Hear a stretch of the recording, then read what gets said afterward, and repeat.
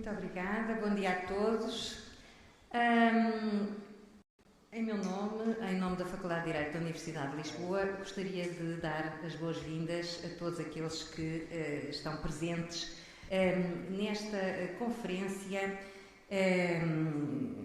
designada Crimes Sexuais, Diálogo entre Reformas Europeias.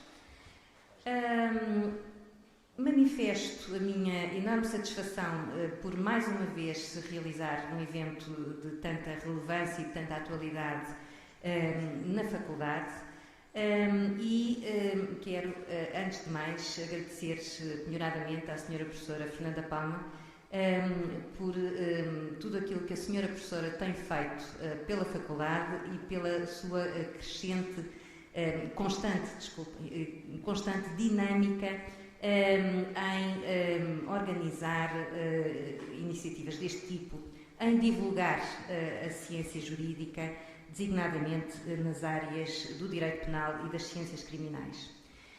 A senhora professora é um nome grande nestas matérias, uma referência incontornável a quem muito a Faculdade de Direito deve.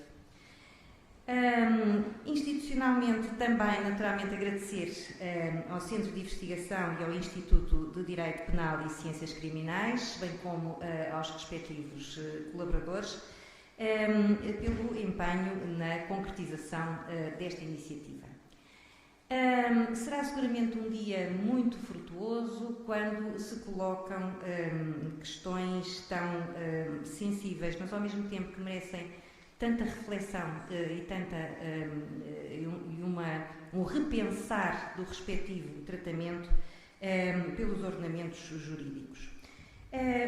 Aquilo que é o programa desta conferência é naturalmente um programa de altíssimo nível, com oradores estrangeiros, provindos da Universidade de Oxford, o professor Jonathan Herring, que está aqui presente, e que irá dar início aos trabalhos, mas também muitos outros nomes de referência que irão abrilhantar o dia de hoje. As minhas palavras são apenas umas brevíssimas palavras de acolhimento e de boas-vindas e não quero de todo ocupar mais tempo porque, de facto, como disse, o programa é ambicioso e muitíssimo interessante. E por isso passo a palavra à Sra. Professora Fernanda Palma. Muito obrigada. Muito obrigada, Sra. Diretora, mais uma vez, a sua disponibilidade em acolher estas iniciativas. Eu agora irei também ser sucinta. Há muitas pessoas inscritas que, provavelmente por razões de trânsito ou por outras razões desconhecidas, desmotivadas pelos crimes sexuais, não é realmente o tema da ordem do dia, se calhar, devia ser, mas ainda não chegaram. Eu vou só dizer umas palavras em inglês para que o professor Herring, perceba que eu estou a fazer a sua apresentação. It is a pleasure to have Professor Herring in this room, in this faculty, in the Institute of Criminal Law and Criminal Sciences. And I'm going to present Professor Jonathan Herring with his own words, because they are very lovely words.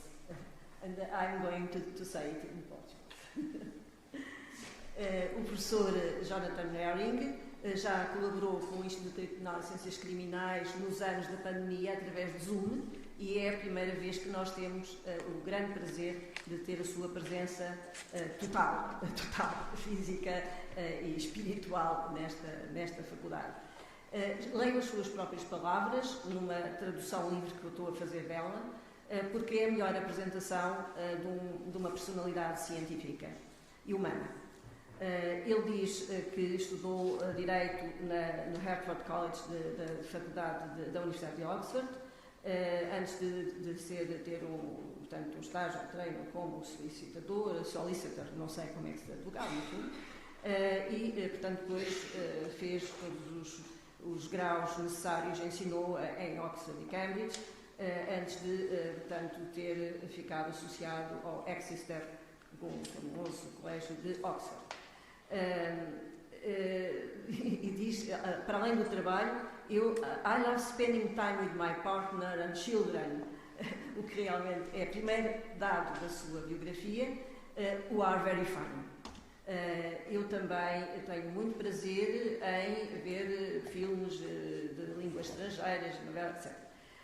Mas aquilo que eu mais quero destacar é estas expressões que utiliza, em que ele diz: I research how the law relates with the things that matter most to us. Our family, portanto, enfim, interesso-me pelas coisas em que o direito tem mais a ver connosco mesmo. A nossa família, os nossos amigos, os nossos corpos. Portanto, escrevendo enfim, as questões, ou tratando as questões destes assuntos que são, portanto, têm a ver com a capacidade, com a independência, com a autossuficiência, com a autonomia das pessoas, que precisam de direitos para as proteger da invasão dos outros. E a certa altura, o professor Herring diz que esta é a parte do direito, não é? Parece sempre nos roteiros turísticos, esta é a parte da cidade, ou esta é a parte que os turistas mais gostam. Mas o professor Herring diz que é esta parte do direito, esta parte tem a ver com a intimidade das pessoas, com a sua autonomia, com o sexo, com a família, com também as situações de falta de autonomia na velhice, ou em situações de incapacidade e demência. É isso que lhe interessa no direito. A sua obra é vastíssima, podem verificar na internet, é um dos nomes, mas tem obras que são best-sellers, que é uma coisa difícil no direito, e portanto ele diz que adora ensinar, portanto, criminal law, portanto, family law and medical law. Aliás, foi através do direito da medicina e da ética, sobretudo da ética do cuidado. Aliás, também o professor Herring refere que tem uma especial simpatia e, portanto, adesão a uma perspectiva da ética do cuidado que é feminista. E, portanto, não perdendo mais tempo, diz também uma coisa muito importante, que I also supervise some fantastic PhD students, portanto, a parte que lhe interessa mais, e realmente a sua obra é vastíssima, com, portanto, livros que foram premiados, nomeadamente um que é Laws to the Life Course, Domestic Abuse and Human Rights, Disability Care and Family Law, Vulnerable Adults and Law, Caring and Law, a perspectiva da ética do cuidado. Claro, o livro pelo qual eu conheci, efetivamente, é o Criminal Law, Medical Law and Ethics, Family Law, How to Work, e, enfim, muitos outros que poderão encontrar na sua biografia na internet. Professor Herring, the floor is yours. Good morning, everyone, and thank you very much indeed for that kind introduction, and indeed the very kind invitation to be here in Lisbon. It's a beautiful city, and I've had a wonderful time already, and I'm very much looking forward to today and to our discussions. So as you'll see from the topic of the lecture, the title of the talk, what I seek to do in this lecture is to shift the focus away from the victim and asking, has the victim consented? What did they do to manifest their consent? Towards focusing on the responsibility of the man. So here's a summary of the core of the argument that I will be making. The first claim is that when a man penetrates a woman's vagina or anus, he is committing a prima facie wrong. Now, what I mean by that is that a sexual penetration requires a justification. That if a man sexually penetrates a woman, he has to have a good reason for doing that. It is a wrong which has to have a justification for it. If there is a justification, then a penetration can be right, all things considered. So I'm not claiming by any means that all sex is wrong. It can, in light of all of the facts, be wrong, but it's a prima facie wrong. It's a wrong that calls for a justification. Secondly, I will look at how consent works in justifying that wrong. So rather than seeing consent as a state of mind of the victim, I'm looking at what the defendant needs from consent in order to justify the wrong. And then thirdly, I'll move on to some of the application of that approach.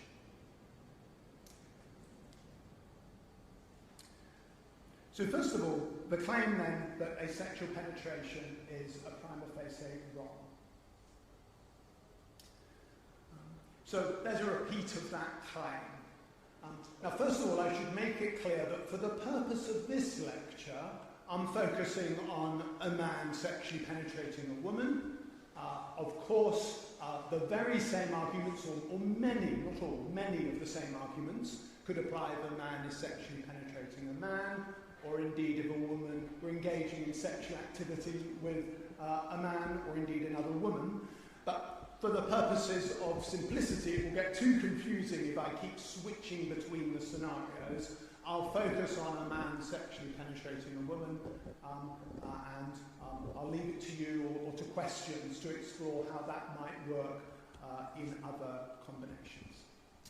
So the claim then, as I've said, is it's that sexual penetration is a prima facie wrong. Now, what that means is that the defendant has to provide some good reason, some justification for what they have done. So there are some actions that we do that are not prima facie wrong, that do not require a justification. So if you were whistling in the park and someone came up to you and said, well, why are you doing that? And you just said, I felt like it, I just thought it was a good idea, that would be enough. In fact, you don't have to justify whistling in the park. It's not doing a wrong to anyone else. But where it's a prima facie wrong, then a justification is required. Just saying, oh, well, I felt like it, it felt good, doesn't provide enough of a justification for that wrong. You have to have good reasons.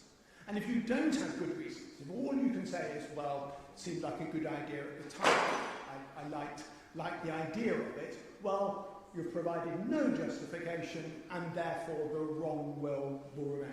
It will be a wrongful act. That view, of course, is contrary to many people's expectations.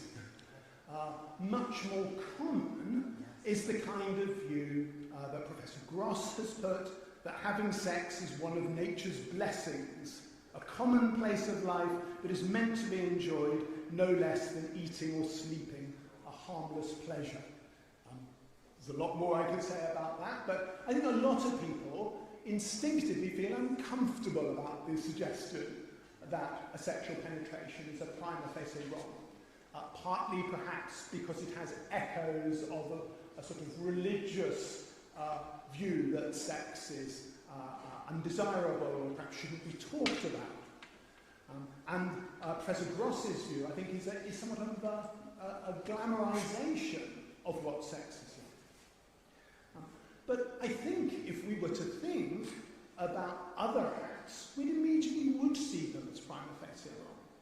So of course this is completely different from sex, but if someone was to put their finger in someone's ear, I think it would readily be accepted that that's a prima facie wrong. They have to have a good reason. You can't go around putting your finger in someone's ear. So as soon as we take it out of the sexual context, it seems uncontroversial to suggest it's a prima facie wrong. It's just because of our assumptions that sex is something really good that it seems an awkward suggestion. So why is it a prima facie wrong? And here I'm drawing on an article I wrote with Michelle Madden-Dempsey, although I should make it clear, although she'll agree with quite a lot of what I say today, she won't agree with everything. But we give three arguments for why we think a sexual penetration is a prima facie wrong. The first is that it involves a degree of force against the body of another.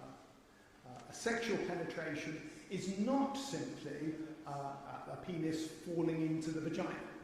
A degree of force is required to achieve a penetration. And we argue that it's generally accepted that using force against somebody's body is something that requires a justification. I should add, we make it clear in that article we accept that there might be, probably are, some acts of sexual penetration between a man and a woman where the man isn't using force. If he were to be entirely immobile and all of the activity, as it were done by the woman. But for many, many acts of sexual penetration, the defendant, the man, is the one who is using force to some extent against the woman's body. So that's our first reason for arguing sexual penetrations involve a prima facie wrong, or at least nearly all of them do. Our second argument is that the act of a sexual penetration involves a risk. It involves a risk of causing harm to the woman. There's the risk, of course, of sexually transmitted diseases. There's the risk of unwanted pregnancy. There's the risk of physical injuries that can occur in sexual penetration. And finally, there's the risk of psychological harm. For example, the woman has been the victim of sexual abuse before. Now again, we accept that that's not necessarily true for all sexual penetrations. You might imagine a case where the man has had himself tested for STIs just before the sexual intercourse. They've used contraception, which is completely reliable form of contraception. No physical injuries take place, but again, we think those are rare. Thirdly, and perhaps least obviously, we claim that a sexual penetration has a negative social meaning. Now, this is a little bit less straightforward, so I'll explain a bit more about that. So the idea that an act has a social meaning is the claim that there are certain actions which, in a particular society, will convey a particular message. So if I was to raise my middle finger towards you, that would convey a certain message of disrespect towards you. Now, it can be difficult to work out what is the social meaning of a particular act. So we imagine a Martian arriving and asking themselves, this act of sexual penetration, what does it mean? What is it conveying to somebody else? Now, if you were to arrive in a country or a culture you were unfamiliar with, and you noticed that there were acts that were going on, and you wanted to know the social meaning, there are various things that you might do to try and work out.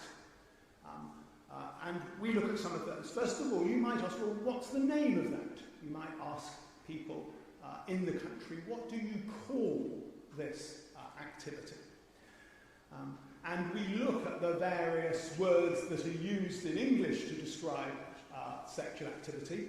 I'll spare you the ruder ones. But one word in English that's used for sex is to screw someone. It's not a very nice phrase, but not a swear word. And we point out that and indeed many of the more ruder words that are used to describe sex have a number of connotations, a number of aspects about them. First of all, it is an activity that is done by one person to someone else. So to screw an object to a wall is for someone to do something to the object. So it's something that is done by an actor to a passive object. And that's true for many of the other words that's used. And so it conveys a particular message of the man doing something, being an actor, to a passive woman. It conveys a negative meaning in that way. Also, the word screw in English and many of the other words has a mixed meaning.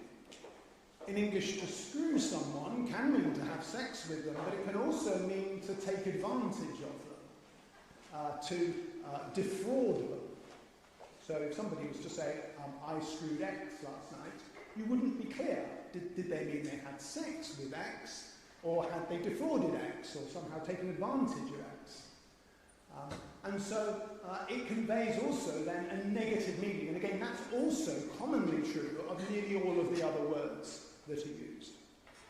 So we go into more detail in our article, looking at the different words that were used. In fact, an interesting story, when we sent the first draft to the Oxford Journal of Legal Studies, the publishers were concerned that the article contained indecent material. And I did try and make the argument that people looking for indecent materials probably wouldn't look at the Oxford Journal of Legal Studies. But we eventually persuaded them there was academic merit in using words that wouldn't normally appear in a law journal.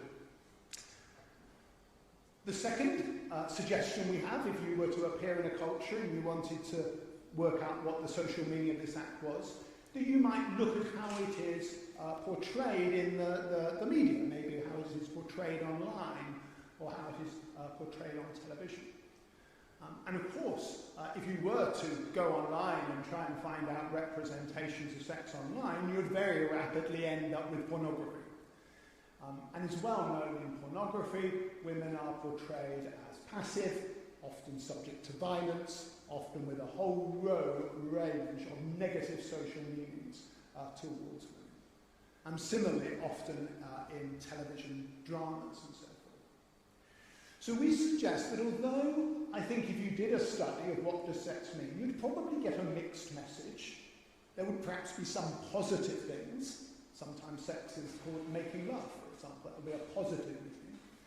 There's also a significant aspect of a negative social meaning being expressed by a man towards the woman, reflected in the language used, reflected in the portrayal of sex in online, particularly pornography. And so by having sex, a man is prima facie could be capturing the negative social meaning towards women, that they are there for men's pleasure, they are objects to be used by men. Now that's a meaning that could be overcome. You could make it clear in your sexual activity that was not the meaning you were meaning to convey. So the analogy we use is from America with the Confederate flag. And I won't go into the history of it, but it's a flag that is often seen as being a racist emblem. So if you just put up the flag in your garden, people would think you were making a racist statement. But you could imagine someone in a museum, for example, displaying the flag, perhaps then with a description of how it has this meaning and we're trying to combat racism, where the context could make it clear that the normal negative social meaning shouldn't apply.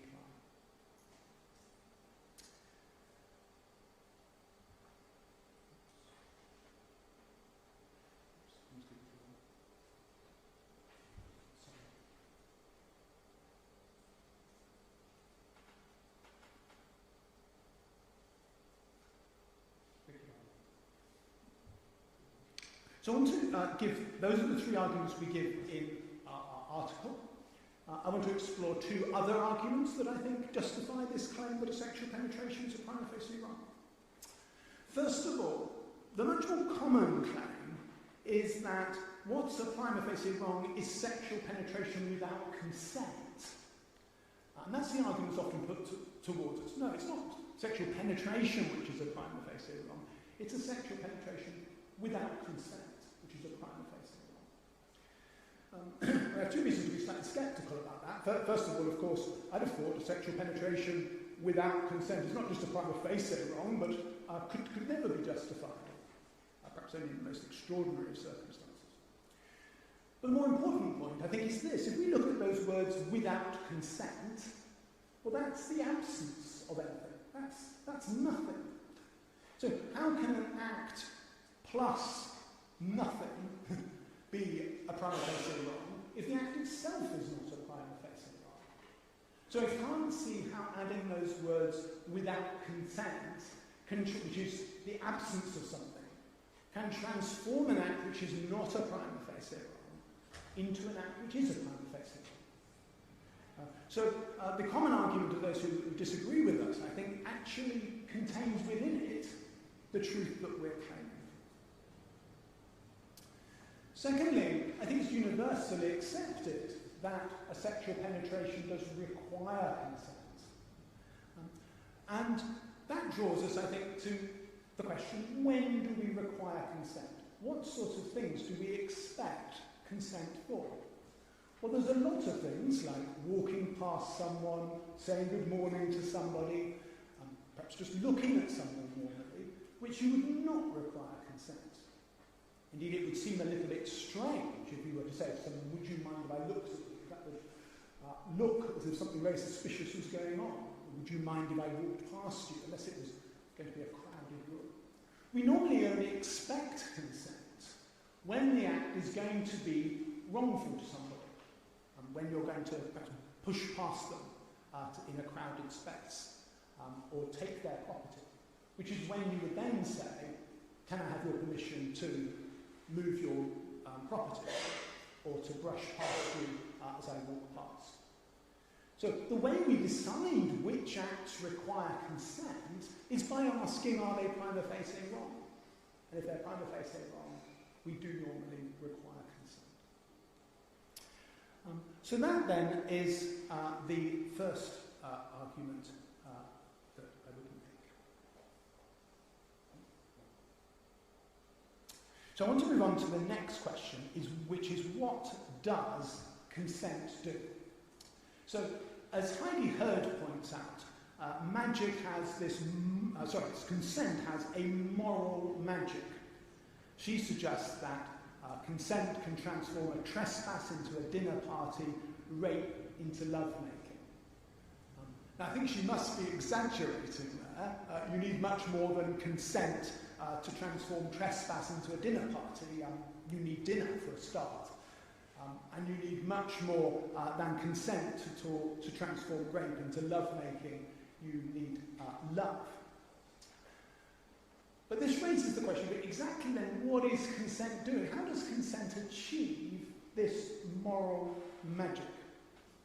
Now, consent, I will argue, can help provide the justification for, I'm going to come back to that slide in a second, justification for the sexual penetration. So what consent does is it provides the man in our scenario, the option to decide to set aside reasons against acting in a particular way that rest in B's well-being. So in other words, the man should start from the presumption that the act is going to be wrongful or harmful to the victim. What consent does is allow him to say, well, those prima facie reasons do not apply in our particular case. They have been overcome. Those concerns, those reasons for not engaging in sexual penetration can be set aside. In other words, consent can allow to assume that the act is not, all things considered, contrary to the well-being of the victim. So B can say, prima facie, the act of a sexual penetration is harmful and wrongful, but it allows A to say, in this case, actually it's not. And this is the way it does so. Because A is entitled to say, this is B's decision, whether or not to have sex. She's an adult. She can decide for herself whether she thinks the risk is worth it. In considering what to do, I will assume that her decision is the right one for her. After all, she is in a better position than I to judge her own well-being. So the defendant then, who's intending to have sexual penetration, has prima facie reasons not to. There is harms that he is committing against the victim. But he's entitled to say, well, the victim has considered the issue, has weighed up all of the different factors, she has decided that she wants to have sex, and I am entitled to rely on her assessment of what's in her own well-being. I am entitled to respect her autonomy, her choice, in making this decision. But, and we'll be coming back to this, if that is what consent, the way consent works, it's going to produce quite a strict set of circumstances for the man to be able to make that kind of an argument. So, just going some simple points first before exploring that further. First of all, if that's how consent works, then quite obviously a refusal, if she's saying no, well, very obviously he can't say, well, she's weighed this up and decided that sex is something that she wants. But similarly, nor can he with simply a silence or with no positive consent, but no active objection.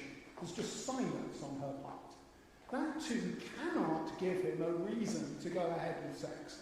He can't reason from silence and inactivity that she has carefully weighed up the issues and made an assessment that it is in her best interests. It must require then a positive decision by her that he is able to interpret as a valid and full assessment by her of the issues involved and to decide that she wants to have sex. Second point, just to make clear, consent is an exclusionary permission. What I mean by that is that there is permission for the defendant to go ahead and have sex. So quite obviously the defendant doesn't have to. And an issue I'm not going to have time, I think, to explore in this lecture is whether there might be occasions on which it actually would be wrong for the defendant to take up the exclusionary permission. So just to give you an example, if a man was dating a woman who had very conservative religious views and believed sex before marriage was wrong, but one night while they were dating, she suggests they have sex and is enthusiastic, he might have consent in a sense, but arguably, knowing that this would be contrary to her religion and perhaps cause her severe distress later on, it's a consent he shouldn't take up. It's an interesting issue, but I'm not going to explore that particular aspect of this further, but people can ask questions if they want. Thirdly, consent only deals, fairly obviously, with the questions of well-being that relate to the victim. So let me give you an analogous example. You'll see the general point here. If somebody was going to make a racially derogatory remark to someone, they wanted to, but they wanted to check it wasn't going to cause offence. So they said to the other person, do you mind if I were to use this word? And the other person would say, that's fine, I don't object. Then of course that's consent insofar as that particular person is concerned, but it wouldn't operate for arguments of other people who were listening in, who might be offended by other remarks that were made. So the consent can only operate for those reasons against engaging in sexual penetration which relates to the defendant's well-being. Important for our analysis, that means the consent may not operate in terms of that negative social meaning. Insofar as the defendant might be expressing something negative to women generally, the consent of the victim may not operate to negate that. Finally, the defendant must act for the exclusionary permission. So the defendant must take up the consent of the victim as an act for the reasons of that consent.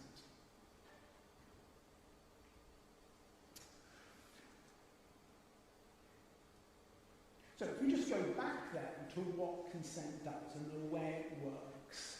So just to repeat it, we're looking for the defendant being able to say the victim has made this decision about their well-being, they've weighed up the options, and this is a decision that I can respect.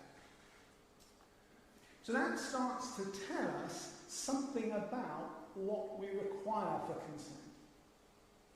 So we sometimes see in the literature this distinction between strong consent and weak consent. Really, it's a scale, I think, of consent.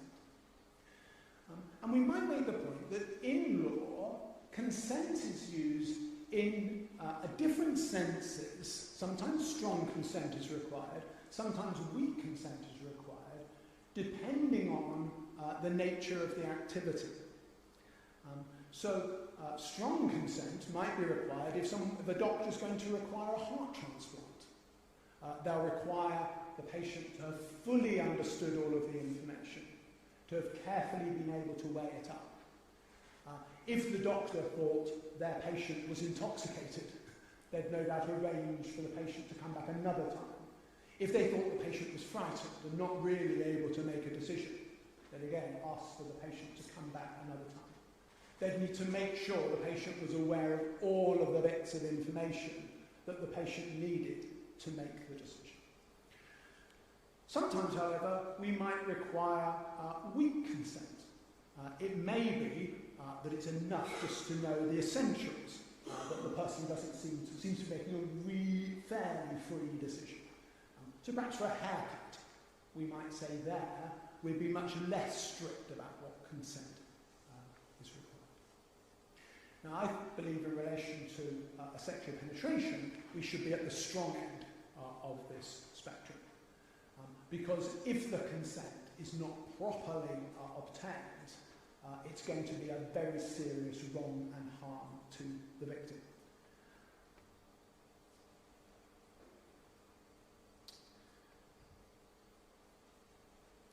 So in the Law of England, Section 74 of the Sexual Offences Act, and I think this is quite a good definition, a person consents if he agrees by choice with the freedom and capacity to make the choice.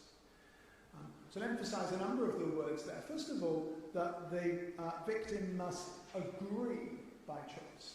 So again, I think this well captures this idea that it must be a positive expression of consent, not just inactivity or passiveness, but also a positive desire to do this. They're actually agreeing to do this. This is what they want to do, not just a sort of a reluctant acquiescence, as one of the judges put it, where maybe they're saying yes, but it's with no enthusiasm, it's not what they really want.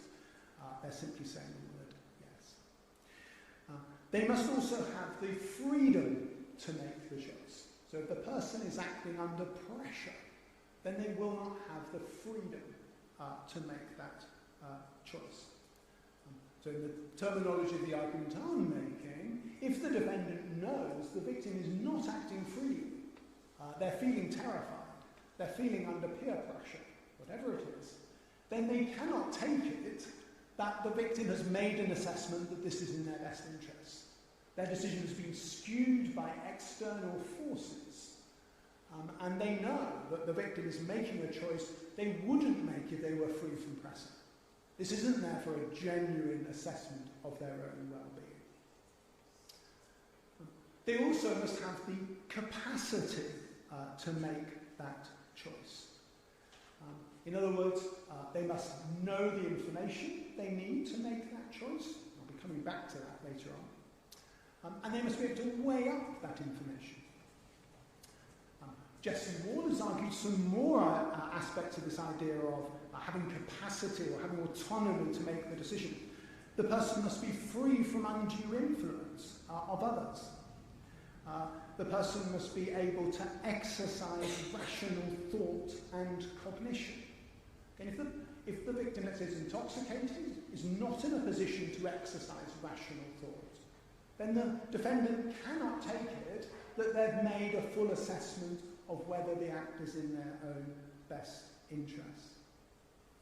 They must also be acting according to the beliefs, values and commitments they identify and endorse as their own, not acting in terms of the defendant's agenda, not acting in order to please the defendant, but in order to follow values of their own, what Jesse calls the authenticity condition. So we're now able to, I think, apply this model in a few contexts. So this is the overall claim that I am making. That if the defendant is wanting to rely on consent, they're wanting to be able to say the defendant has made a full assessment of whether this act is in their best interests, and they have decided it is, and I'm going to rely on their assessment, then the defendant has to give the victim the time, the information, and the freedom of pressure to provide that consent. So if the defendant knows, well, the victim doesn't know all of the information. They can't therefore make a full assessment of what's in their best interests. But if the defendant wants there to be consent, they have to supply that information the victim needs. If they know the victim is feeling under pressure of time, is feeling they're having to make a decision now, well, the defendant will have to say, well, let's wait a little bit until you've got more time to have consent. They cannot be piling on pressure on the victim. I'm going to leave you unless you agree to sex, or of course any kind of physical threats. Because if they've made those kind of threats or put pressure on the victim, they can't then say, oh, well, the victim's made this assessment on their own of their own best interests. They know they've skewed the victim's assessment by their own pressure that they're applying. So where the defendant is lying to the victim or pressurising the victim to get the victim to say yes, that's not the defendant respecting the victim's autonomy. That's not the defendant saying, this is your decision, I will let you make the decision and respect it. That's the defendant trying to get the victim to say yes, which is what they want to hear.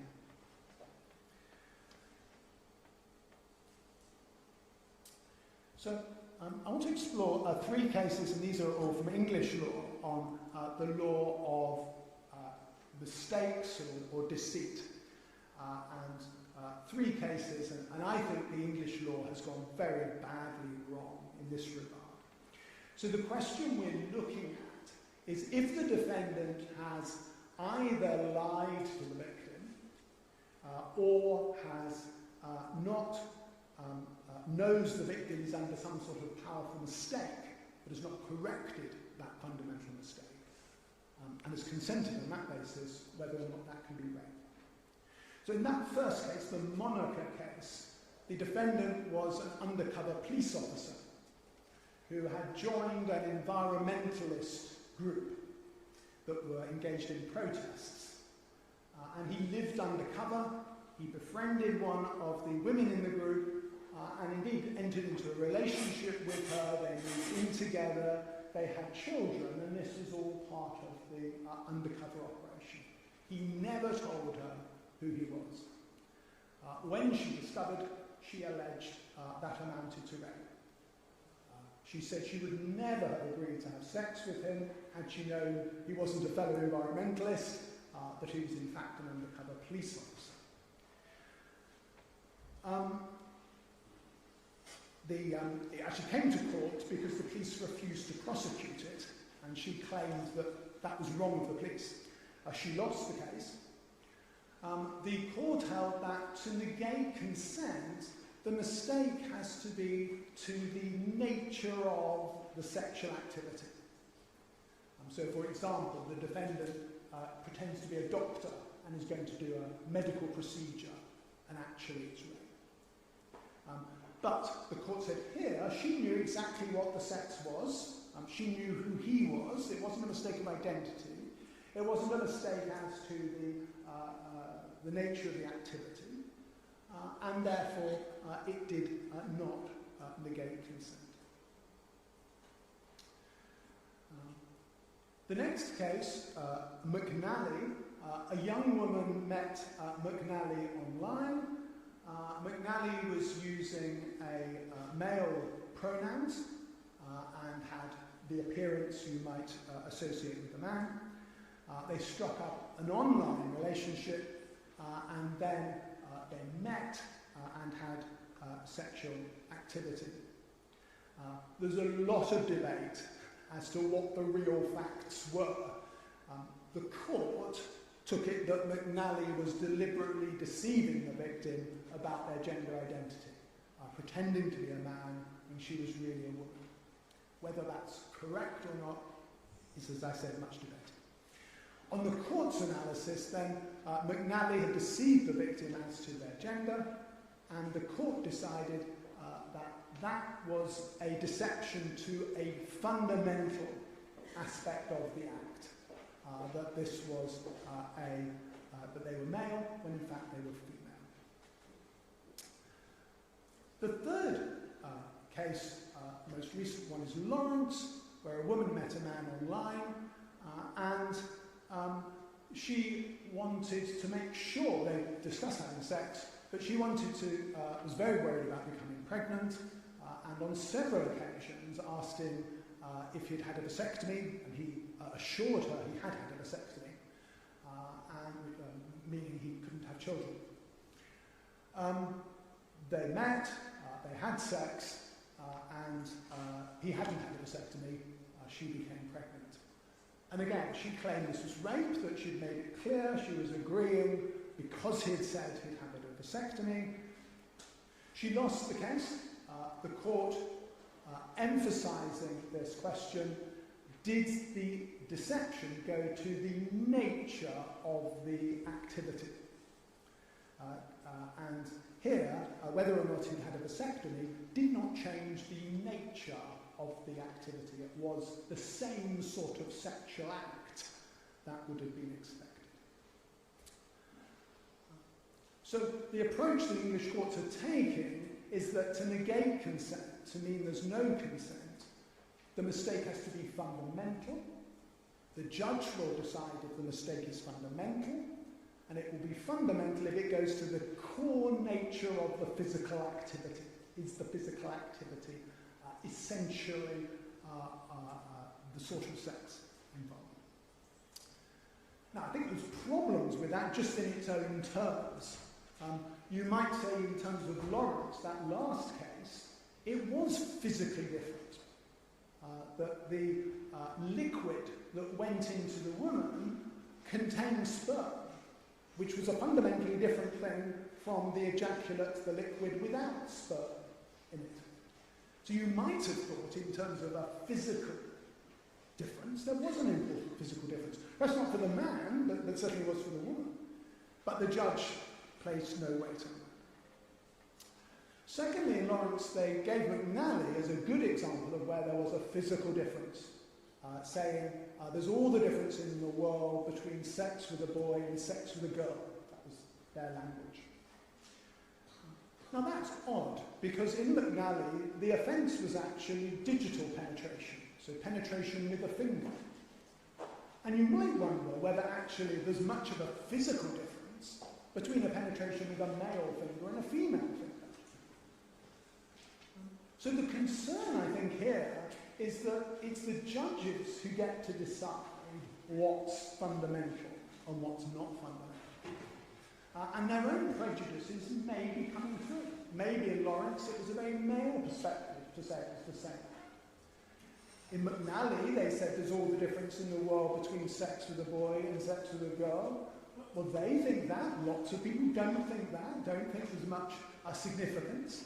But again, to the judge, maybe that was very important. So I think there's a real concern here that it's the judges and the courts that are deciding what's a fundamental mistake.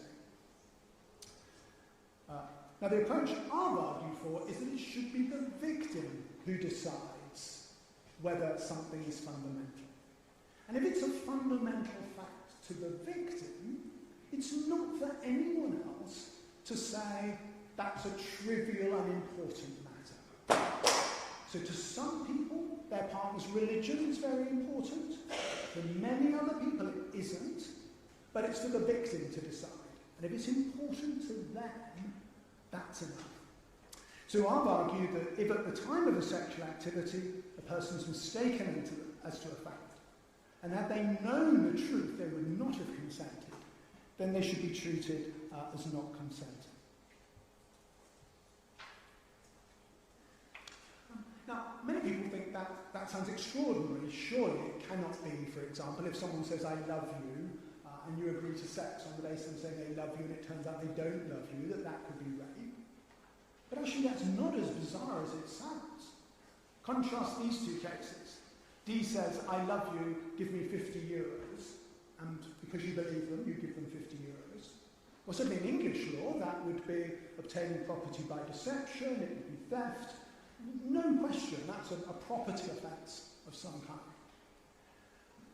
Why should it be any different if the defendant is agreeing to sex on the basis of someone saying, I love you? Why is it a deception used to obtain property we readily accept as being criminal, but not a deception used to obtain sex? That looks like we're devaluing the importance of sexual autonomy. So just to develop that a little bit more, I think it is for the victim to decide what matters to them. And the key point is that you don't need to provide a good reason for why you don't want to have sex with someone. No one has a right to have sex with you, and you've got to come up with a really good reason. So if the reason the victim doesn't want to have sex is, let's say, because of the religion of their partner, it's not for someone else to come along and say, well, that's not a good enough reason. That's a trivial thing. That isn't really about the core nature of the act. Each of us gets to decide what's important to us. People use all sorts of bizarre rules or restrictions on who they want to have sex with, but it's for them to decide. Or, I think even more helpfully, if we turn this the other way around, imagine the defendant is having sex with the victim and saying it's a good thing they don't know X about me, because then they wouldn't be consenting. If they're having sex with someone knowing they would not be consenting if they knew the truth, that's utterly disrespectful of that person's sexual autonomy. Clearly they're not being able to use consent in the way I was describing earlier. They're imposing their own values, they're getting what they want, they're treating the other person as simply an object. So it's not for anyone else to say that this other person's reasons are just trivial. And that's what the courts are doing in the UK, are saying to victims, well, yes, you were mistaken about this, but that's just a trivial thing. That's failing to respect each victim's sexual autonomy and acknowledging that you don't have to have good reasons for having sex. And I think part of this is recognising that we are in a diverse society with a whole range of cultural and religious views, a real mixture. And I'm worried the English courts are taking a particular Western secular conception, perhaps all that really matters about sex is the physical nature of the act, which might be true in a Western secular society, but is not for minority religious groups. And we need to respect, as part of recognising diversity, that different people will have different attitudes towards sex, and we should be showing equal respect, rather than imposing one particular view about what's important about sex.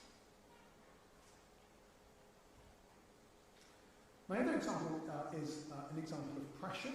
It's another English case which I think is a very interesting one. A case called Kirk. The victim was a young woman who was homeless. She hadn't eaten for a couple of days. She was desperately hungry.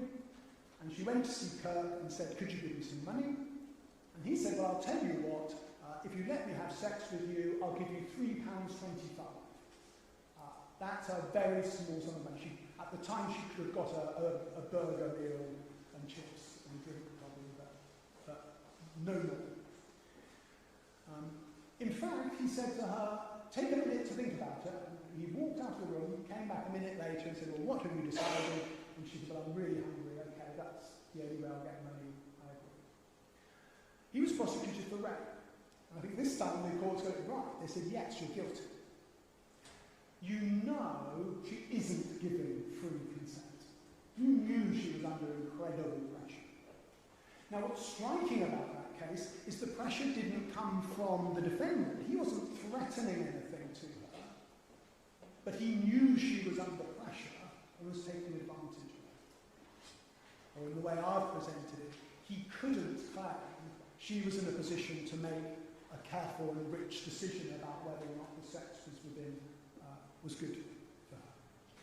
So I think the court, interestingly, said it doesn't matter whether it's a threat that the defendant is making, or in effect, if there's an offer here, he was offering to put her in a better position. The point was she free to make the decision? No, she wasn't, and he knew that.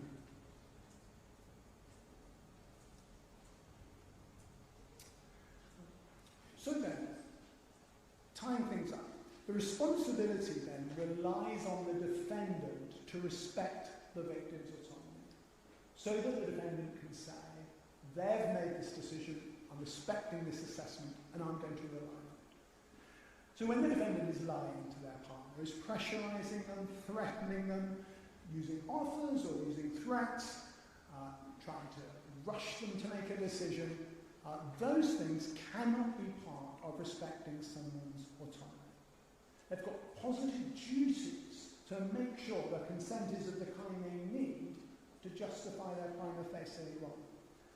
That may well involve giving time to listen to their partner, removing pressures, taking time, offering care and support. Not always, but often that will be required.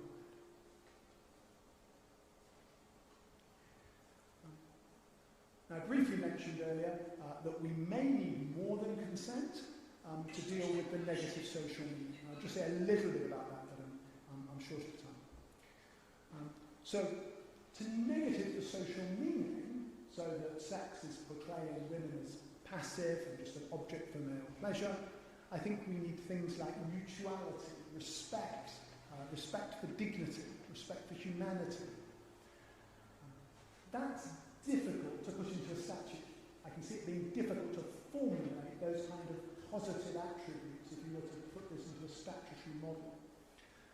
And it may well be that it's easier to express that in terms of the absence of exploitation, objectification, or disrespect of dignity.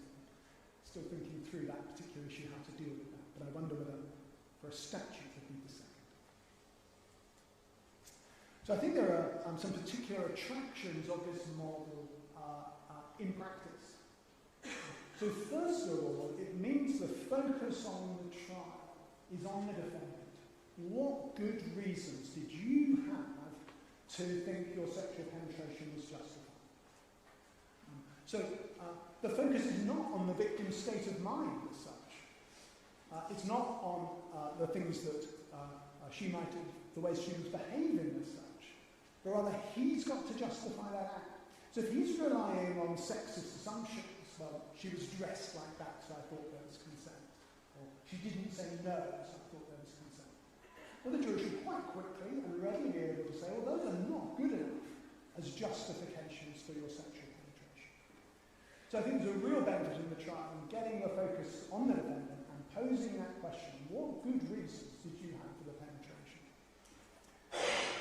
Secondly, I think this can clarify, this legal approach would clarify the educational message that we often send to men in particular. If you're not sure that your partner is consenting, don't go ahead. If you're not sure they're sober enough, don't go ahead. If you're not sure that they're not frightened, don't go ahead. If it's an ambiguous message, don't go ahead. Because you're going to need to justify your act. And if you haven't got good enough reasons, that's going to be right. And so I think that fits in with the educational message. And it also centres, I think, respect for autonomy in this way. And we've got to respect each other's sexual autonomy.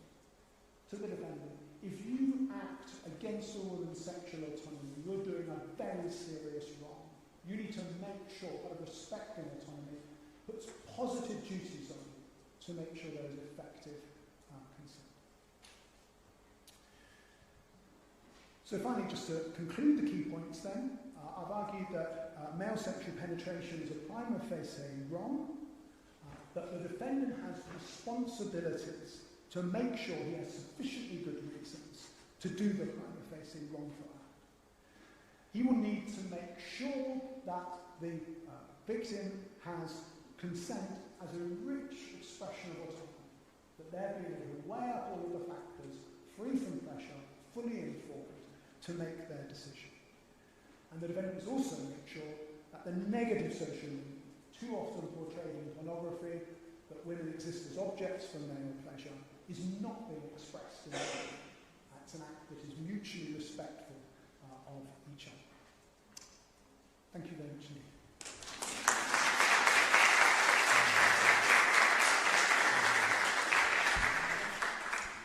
Thank you very much, Professor, for the excellent talk, and of course for bringing us these new and perhaps provocative insights on consent regarding sexual offences. And now we open the debate for all the participants. Feel free to participate, please. Professora Helena Mourão, por favor.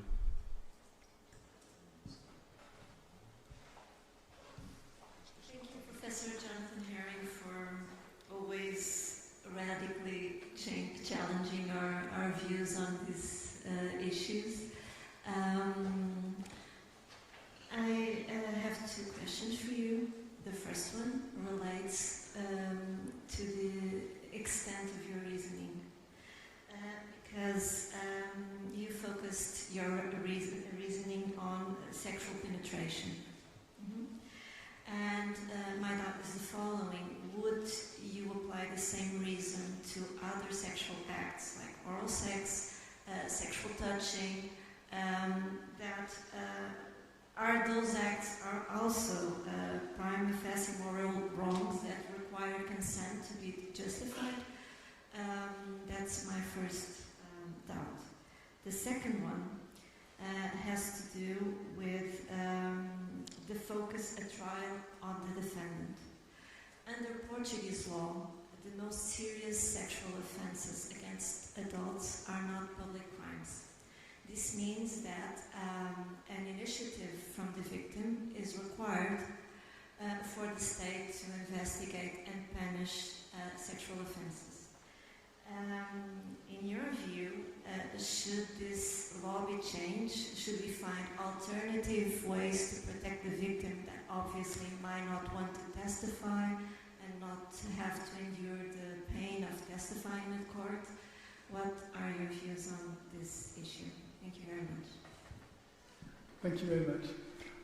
So on the oh, sorry, did you want to take that? So thank you very much. Two excellent questions.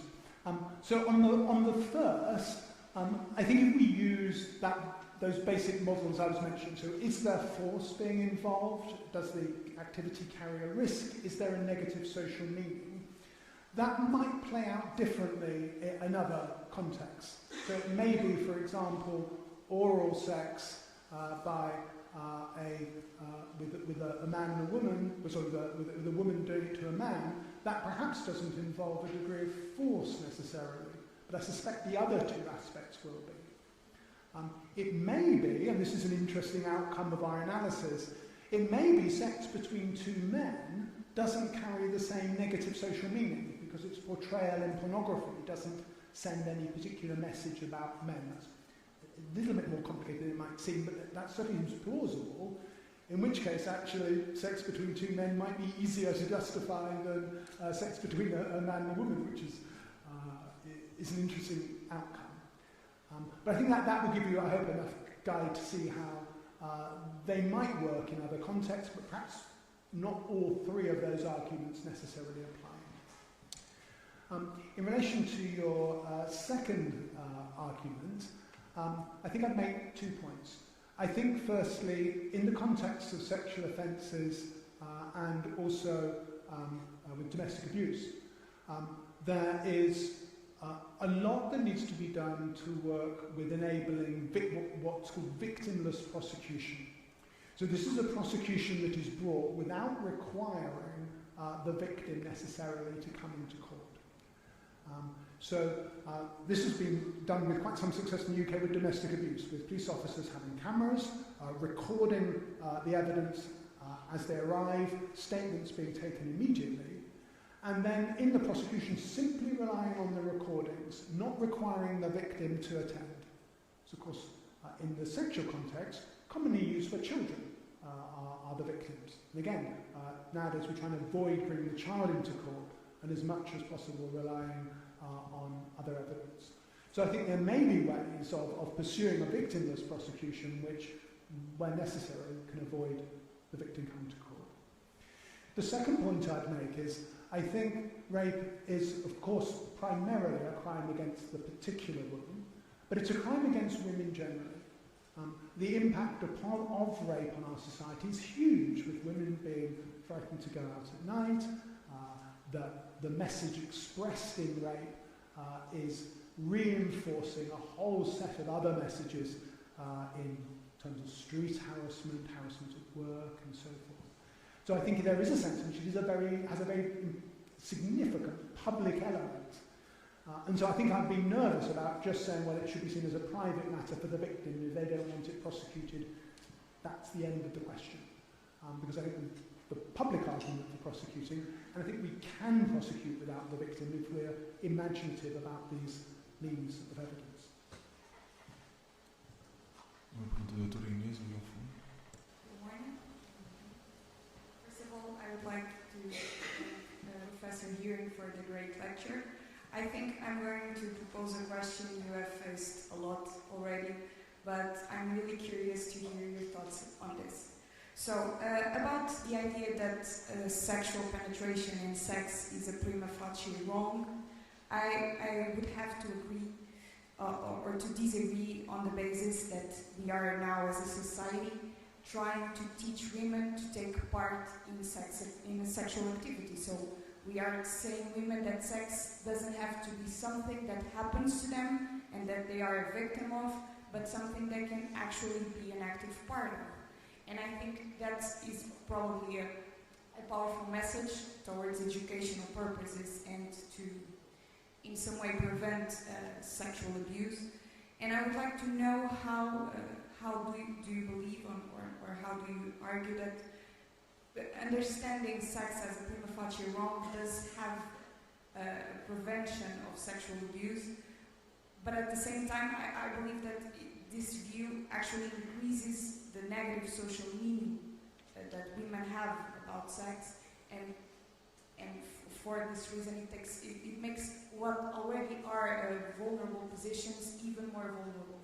So I would like to understand a little bit how do you argue against this argument, because right now I think the main purpose is to teach women and especially about when we are talking about sexual education, we are always teaching about consent in ways that both parties are involved in that consent. So sex is not something that happens to somebody, but it's something that is built with two or even more people. So thank you. Thank you very much. I think perhaps you've highlighted a problem with what the point I made at the very beginning, that I was going to focus on male sexual penetration of a woman. Of course, if I was given the complete picture, if you've got two people engaging in sex, very, very likely they're both engaging in prima facie wrongs against each other. But I think that exactly reinforces the message that you want, that we are saying that you both need to make sure you've got consent, and not just getting a yes, but getting a powerful expression of someone's sexual autonomy. And as I said, by starting by saying, look, if you don't get consent, that's a really serious wrong you're doing to someone, I think actually it's a really important message in sex education. So both parties, if we were to give the full picture, both parties need to be respecting each other's sexual autonomy. Both have a duty to make sure you really are consenting to this, you're okay with this, do you want to wait a bit? Asking those kinds of questions actually reinforces a lot of those really good messages that are being sent out in contemporary sex education. So I wouldn't see it as undermining that, I think rather very much reinforcing it. But I think, and thank you for doing this, I think we've highlighted one of the dangers of just giving half of the picture, of just focusing on the man engaging in sexual penetration of the woman.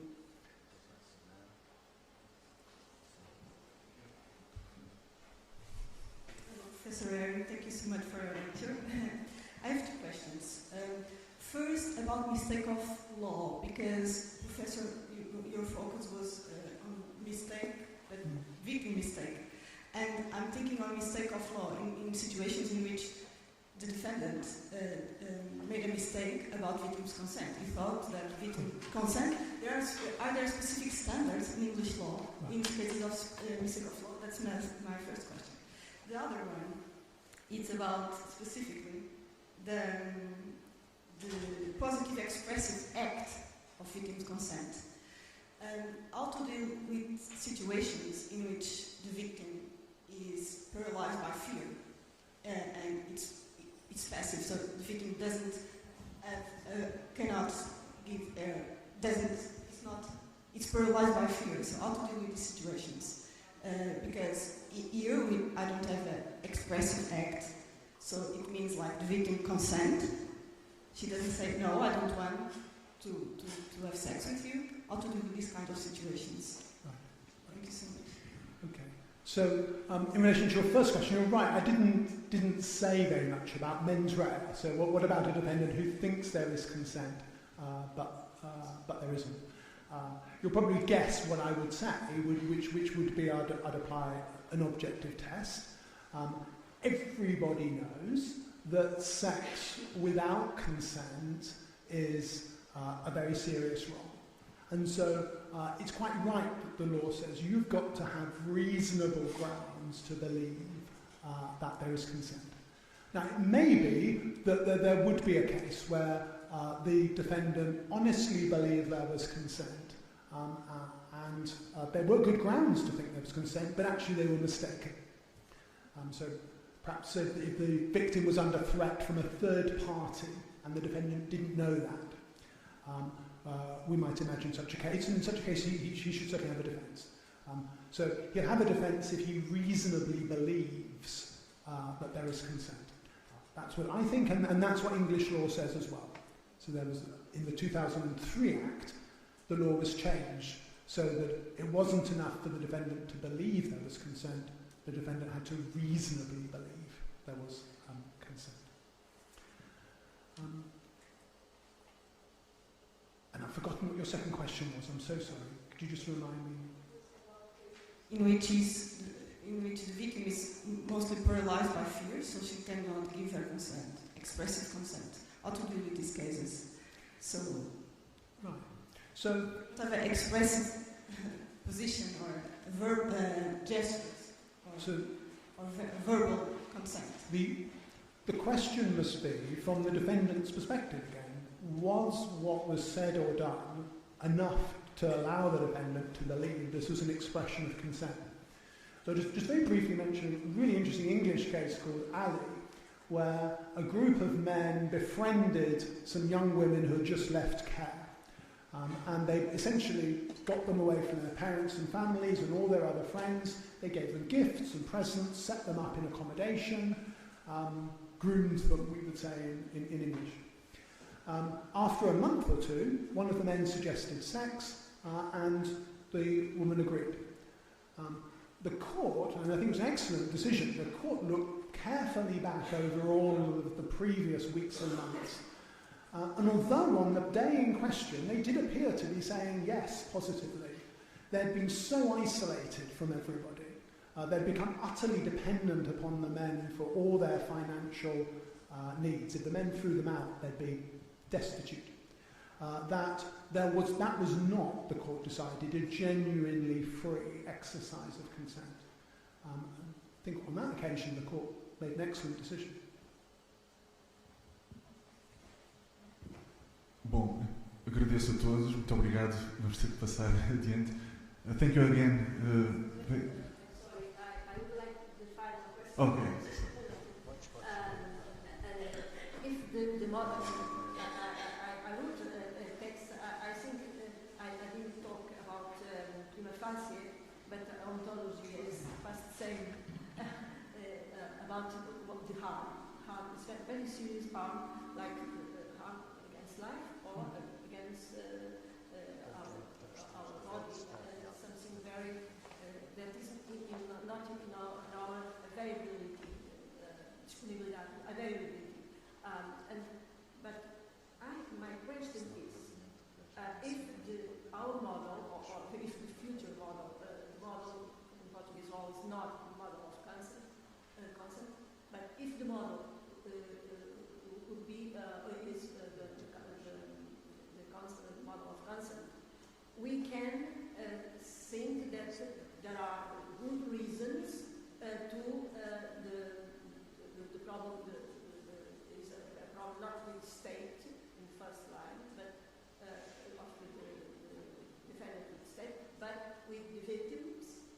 If the problem is the model is constant, is everything is the big reason to that doesn't justify the action, then we can think. I thought that it was what said about the English model. Then everything is the will of the victim, and if the victim doesn't want to have a process to sue, to have a problem, then everything the state has no legitimacy to sue, to begin a process against the criminal process against the. Can we have these two? First idea, second idea, consent model, then privacy in the criminal procedure. Because I would see the act of rape as doing two different kinds of wrongs. So there's a wrong against the individual victim, who has been treated without her consent. But it's also a wrong against women generally, particularly when we put rape alongside domestic abuse, sexual harassment, pornography. It is magnifying these patriarchal message about women just being objects for male pleasure. So there's a sense in which the wrong is both to the victim, but also to women generally. And the state, in relation to that second, has a legitimate function for intervening, even if the victim doesn't want a prosecution in their own name. Thank you very much, Professor Herring. It was a pleasure. And now passamos para a próxima apresentação. We have the honor to have with us, although online, Professor Tatjana Hörnle. I will make a brief presentation in Portuguese. É diretora do Departamento de Direito Penal do Instituto Max-Planck para o estudo do crime, segurança e direito. Fez a pós-graduação na School of Criminal Justice na Rutgers State University of New Jersey, tornando-se Master of Arts. Fez o doutoramento e habilitação na Faculdade de Direito da Universidade de Munique. Foi regente em Direito Penal, Direito Processual Penal e Filosofia do Direito na Universidade de Palma e na Universidade de Berlim. Também foi professora assistente na Faculdade de Direito da Universidade de Toronto, no Canadá. Tem uma obra vasta, tem vários livros, muitos artigos. Vou mencionar um recente, o livro Direito Penal, uma abordagem comparativa pela Oxford University Press. Tem algumas obras em espanhol, determinação da pena, notas sobre a teoria da determinação da pena na Alemanha. É editora de um livro também recente sobre migração e integração, entre outros. Enfim, a obra também é vasta e não sei se estamos em condições, eu acho que sim, estamos em condições de ter connosco a professora Tatjana Hörnle. So the floor is yours whenever you're ready, Professor. Good morning, everyone. I would very much like to say thank you for this kind of invitation. Hello to Jonathan, hello to everyone in the audience. My task was to talk about the European reform on sexual offences, and it's not possible within 45 minutes to talk about all sexual offences and all law reforms in European countries. What I will focus on is the laws on sexual assault, that is sexual attacks that involve touching another person's body, in most cases with adult victims. Then obviously the whole area of sexual offences is much larger. We would also need to talk about sexual offences against children and juveniles, which I will only briefly touch upon. And there's a whole other area involving offences against persons without bodily contact, which I will also not talk about, pornography, pictures, etc. So let me start with what you hopefully see on the handout. I will begin with the question, what is the newest trend? The newest trend is the focus on lack of consent, and also, unfortunately, we have political controversies which are getting increasingly heated and sharper.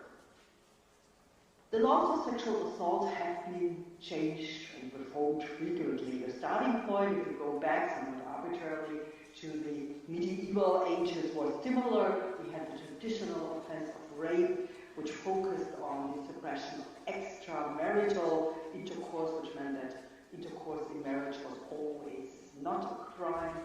It had a focus on vaginal intercourse, on force, on the sheer physical violence of the offender. And the purpose was also evident to protect traditional sexual morality in the interest of religious ideas, but also to protect female honor as a matter of property by fathers and husbands, and to ensure that parentage, the creation of children, was followed through a clear line of parentage. Now, the first movement to change the law was not really a movement, but the first changes were to add threats of violence to sheer physical force, which already happened in the 19th century. What we then saw in the last 2 or 3 decades was that in many countries, lawmakers corrected most of the traditional features. For example, in most jurisdictions by now, it's no longer restricted to acts outside of the marriage. Rape within marriage in most countries now is a criminal offense too.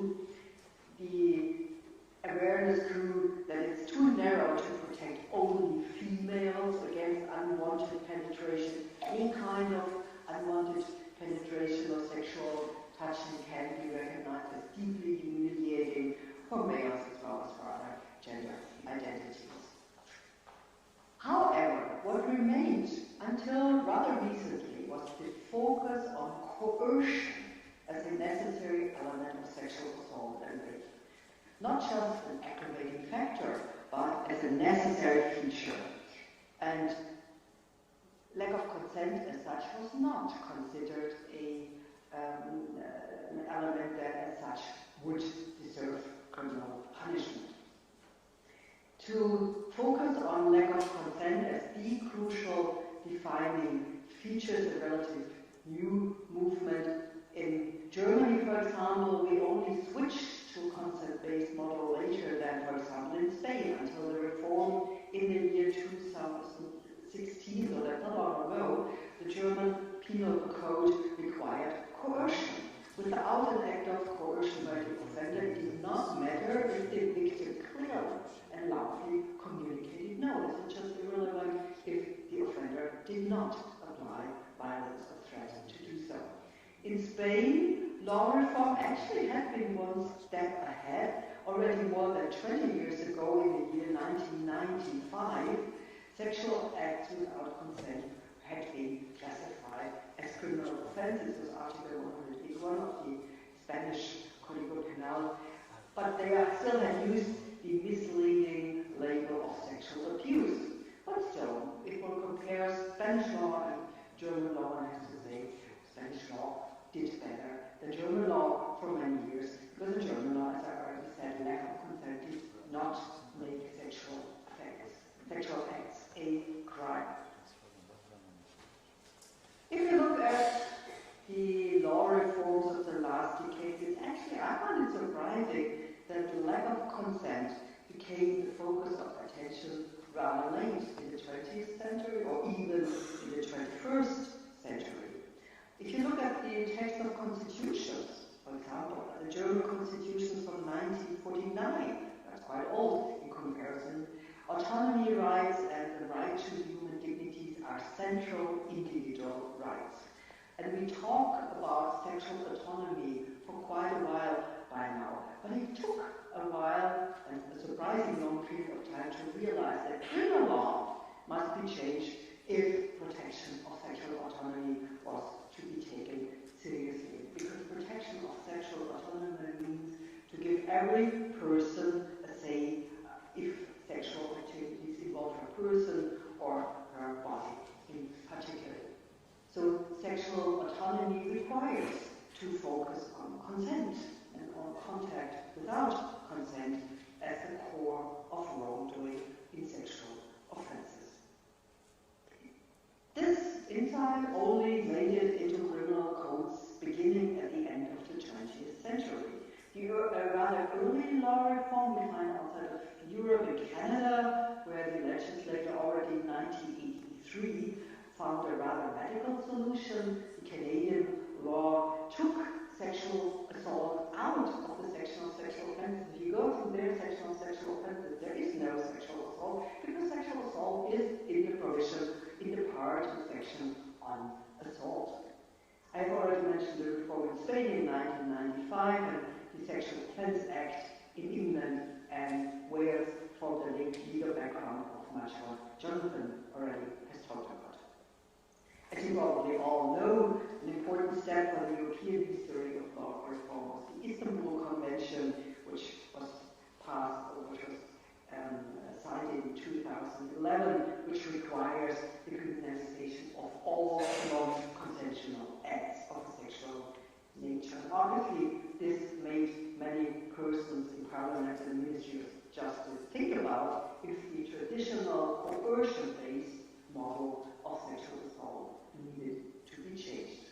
For instance, in Germany, the Istanbul Convention was one of the major factors that made the Ministry of Justice install a commission to reform sexual offences law. And then there were a couple of reforms after the Istanbul Convention. The German, already mentioned, 2016, Swedish law, which I also will mention occasionally in 2018, and finally the latest changes of law, for example, in Spain in 2022. There's an increasing number of states in Europe right now who are in the middle of the process or even at the end of such legislative processes to change their laws. For example, Switzerland is almost done, and for example, in the Czech Republic, there are no thoughts about whether they should get away from the traditional model of rape. Now, we have now a state where sexual autonomy, the idea of sexual autonomy as a value, has gained acceptance. It's hard to find people who would say sexual autonomy is not important. Now, you would think that once you've reached that consensus about the importance of sexual autonomy, it should also be rather easy to have law reform. However, if you look at the political arena, if you look at the public discussion, this is not the case, quite to the contrary. Public debates, political fights, political controversies and emotions have much intensified in the last few years. Now, the reasons for that probably are quite obvious. First, it's the change in media use, the switch to what we call social media, which are not very social in many aspects, and also, which is also a phenomenon which we see in many countries, the extreme political polarization. Earlier reforms, surprisingly, in Canada in 1983, or the Spain reform in 1995, and the English reform in 2003, they do not seem to have generated really fierce and heated public debate. Legal scholars from Canada and England have told us that they did, or if they write about it, they did not mention much serious public controversy when these laws were passed. It seems that until about 20 years ago, consent-based sexual offense law could be introduced without large media attention, without fierce fights among the public and politicians. Now, obviously, also the causes for the cases which helped to get the law reform started have created extensive media coverage. In Germany, if you look at the history of German law reform, it was the New Year's Eve in 2015 when there were many cases of sexual harassment and sexual assault on the public square in the city of Cologne committed by gangs of young men. As a reaction to what happened in Cologne in these years, it became suddenly much easier to create consent among politicians who suddenly agreed, there has been disagreement before, but then they agreed that German law needed to be reformed. And also before that, the kind of attacks by surprise or attacks out of crowds of persons did not fall under the definition of sexual assault. There was a greater awareness we had to do something to better protect sexual autonomy. As the Portuguese audience certainly knows, in Spain, the so-called Wolfpack case, which was on sexual assault by a gang in Pamplona in 2016, had attracted a great deal of attention. And despite the fact that the court in Navarra did not question what the victim had said, and they convicted the defendants to long sentences, however, in the public debate, the label of sexual abuse had been heavily criticized. Now, from what I read about the reform in Spain, it is quite surprising how bitter and how heated the controversy about the reform of sexual assault law has become. Now, obviously, if a country decides or a parliament decides to reform sexual assault law, this will mostly be controversial. But there's a big difference between being controversial and really fierce political and public discussion. What we see in Spain also makes an interesting difference to the Swedish law reform, which was also debated, not uncontroversial, but still a matter that could be reasonable, decided by legal experts in a rational way. If we look at not at the public and not at the politicians, but at the scene I'm coming from, criminal law scholarship, a fair amount of criticism in Germany, when we reformed the law in 2016, came from a school in criminal law scholarship. Scholars trained in this tradition tend to view every extension of criminal law as negative.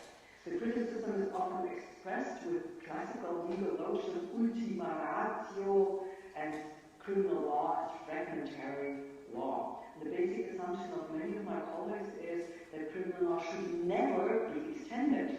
Even modest proposals like the no means no model, which I talked about, were considered to be too punitive. Now, if you look at the present heated debate in Spain, my colleague Manuel mentioned party politics.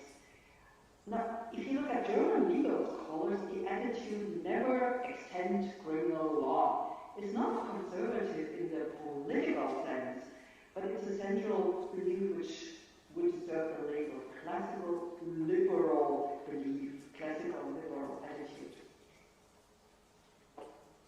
If one observes these contemporary debates, one must conclude that the stand, the position which scholars and politicians take strongly correlates not actually with classical political views, but also with gender and also very strongly with age.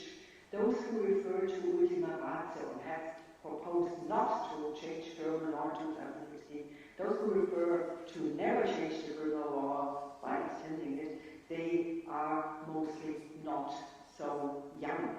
Most of my students, that is the younger people, today have no ambition to demand new criminal law, to extend the criminal law if behavior is classified as immoral and disrespectful.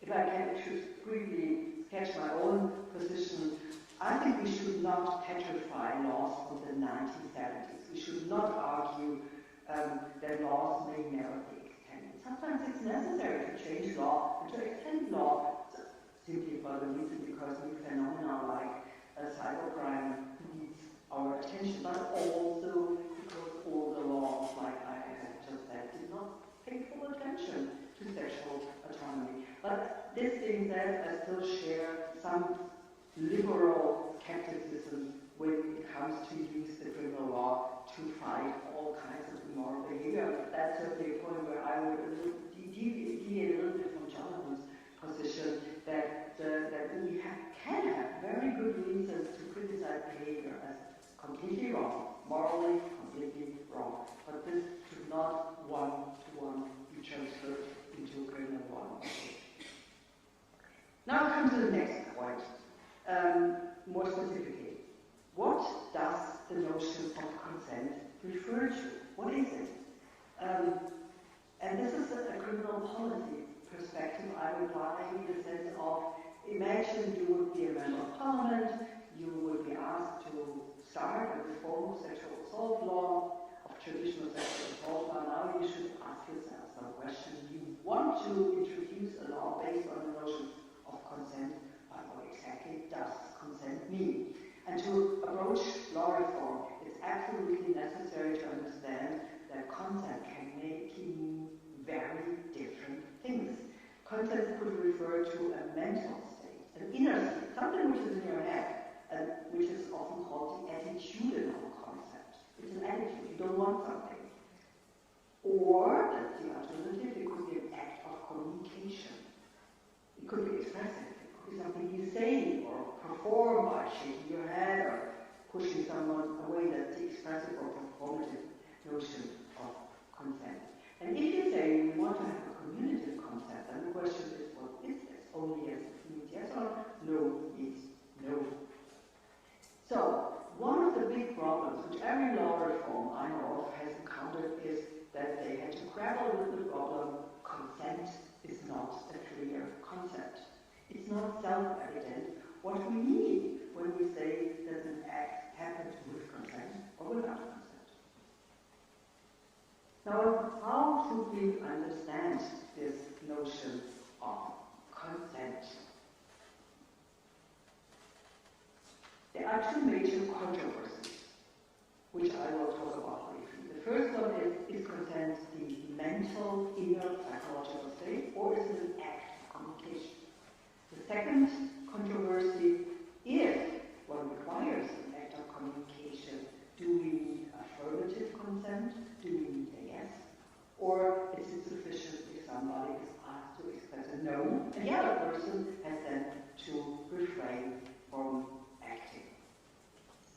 Now I will briefly sketch my own position, but you have to be aware that it's a matter of strong controversies. There are proponents in criminal law literature for all of these positions. The first controversy, I would say the attitudinal concept. It's only in the head. Concept is something as an inner mental state, is not the best idea for legal purposes. And if I need to explain why I think this, if you put yourself in the shoes of somebody who needs to investigate an incident, it's always difficult to conduct investigation in the area of sexual offenses and sexual assault particularly. You have typically to evaluate two testimonies, victim and offender. You have two narratives, and they are different.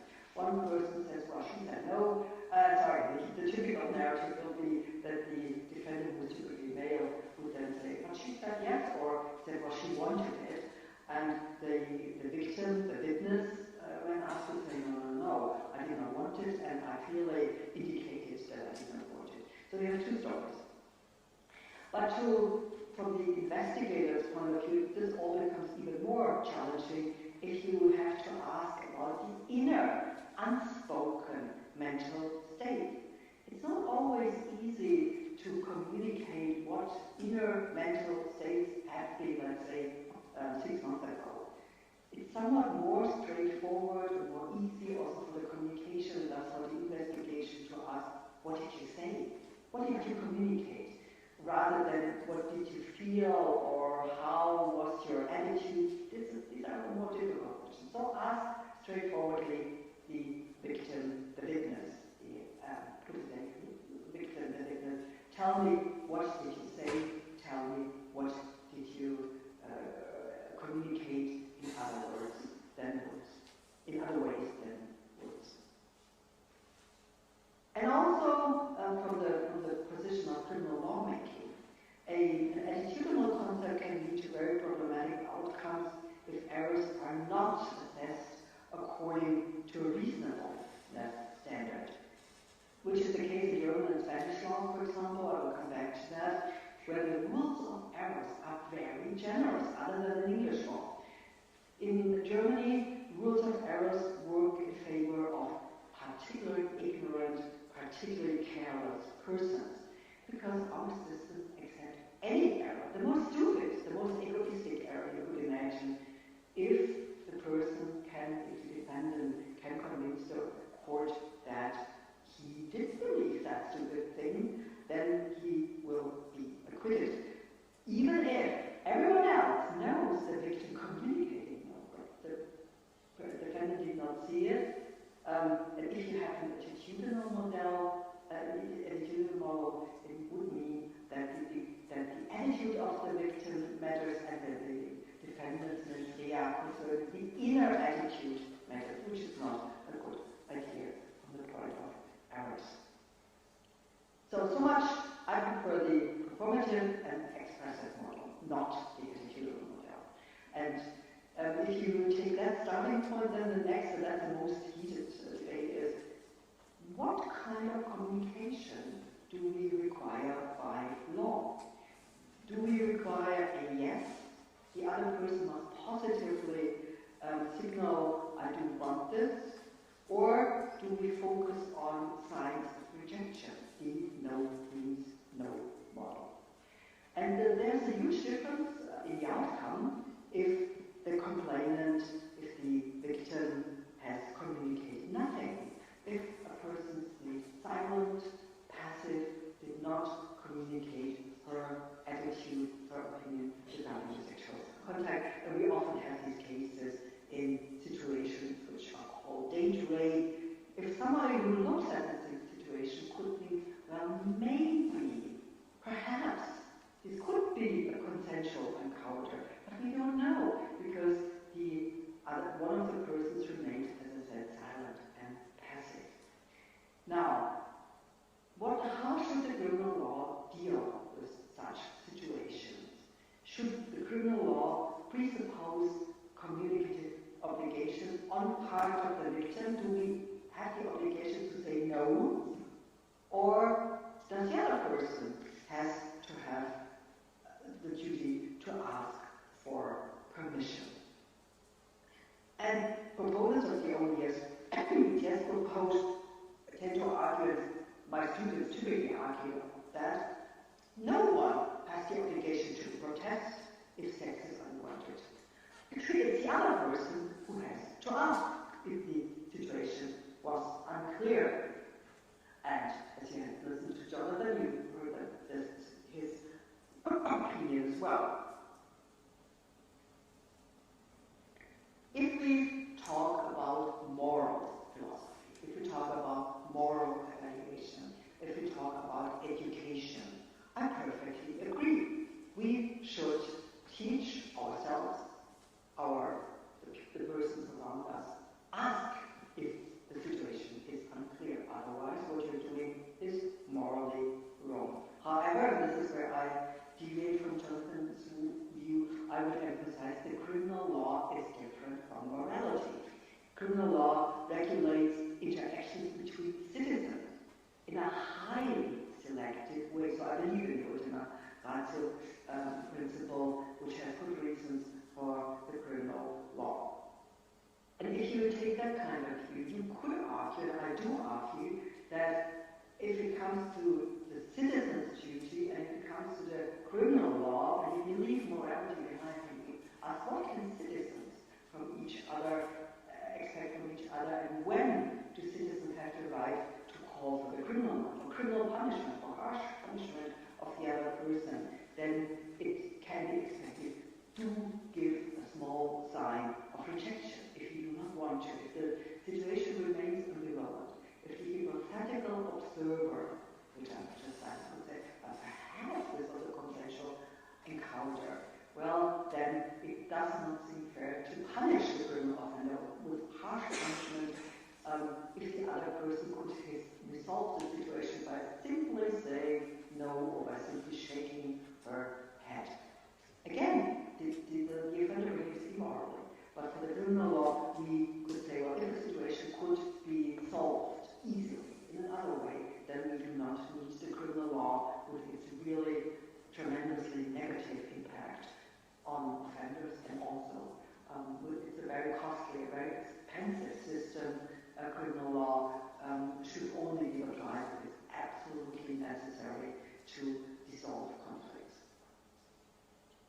So, I am in favor of a no means no level, and this has also been the basis of the German legislation. There is one disadvantage which I need to be mentioned. If one takes a no means no starting point, the law must be more complicated. No means no means that in unclear situation persons have to communicate. However, there will be some kind of situation, there are certain specific cases where one cannot communicate or where it's absolutely unnecessary to communicate. An example for the first situation, if the victim is in a coma, if let's say this is a case in a hospital and the other person is under narcotics or unconscious due to alcohol or drugs, it's not possible to communicate. You can't communicate. And in this case, the law is correct to punish offenders who abuse that kind of situation. Because the other person could not say no. A situation where it's unnecessary to communicate is a classical coercion case where the offender holds a gun to the head of the other person. Well, if that's the case, the offender, knows very well that there is no consensual sex. So there's no need to say no if the situation is absolutely clear. Which means if you are the lawmaker, if you're a member of parliament and you write a new law, you will need to include situation on which it's unnecessary to communicate over, or it's impossible to communicate. Law will get longer, laws will get longer, and a little bit more complicated. If you go for a no means no model. Let me say what I would consider really important as a minimum requirement. Everybody who is engaged in lawmaking, who is sitting in parliament, who is drafting law, who is engaging in criminal policy debates, needs to be aware that the decision between these competing models, the three models, attitudinal consent, yes means no means no, and only yes means yes, they have to be aware, they have to think through that very carefully. Now, if you look at actual law reform, it's not always clear that lawmakers did this kind of thinking. If you look at the Swedish law reform, for example, I do not speak Swedish, so I depend on what other people tell me, but it does not seem like the Swedish parliament clearly said there are three models, which one are we going to choose, and why should we do so? Often it's very intuitively. Lawmakers think we have to focus on consent, but they don't really understand that consent needs to be differentiated in different types of what consent means.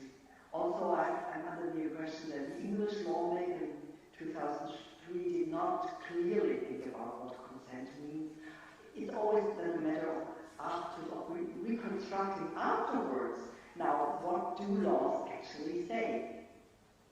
Which leads me to the second point on that handout, the third point, the comparative perspective. If we look at law as it is in those countries who actually have changed their laws, which models did they introduce? Unfortunately, if you want to know, is the law in country XY based on model 1, 2, or 3, it's not always easy to answer that question, because, again, if legislators simply use the word consent, it remains open what they mean by the word consent. Do they mean communication? Do they mean the inner mental attitude, and what kind of communication? Some of the newer laws have used words which point to a negative inner attitude. For example, against the will other person. If somebody, or if lawmakers write in a criminal code as a crucial part of the offense description against the will of the other person, then it's an attitudinal model. Will is an inner state of mind. Or also the words not voluntary, they indicate that the legislator wanted to introduce an attitudinal model focused on the inner mental status.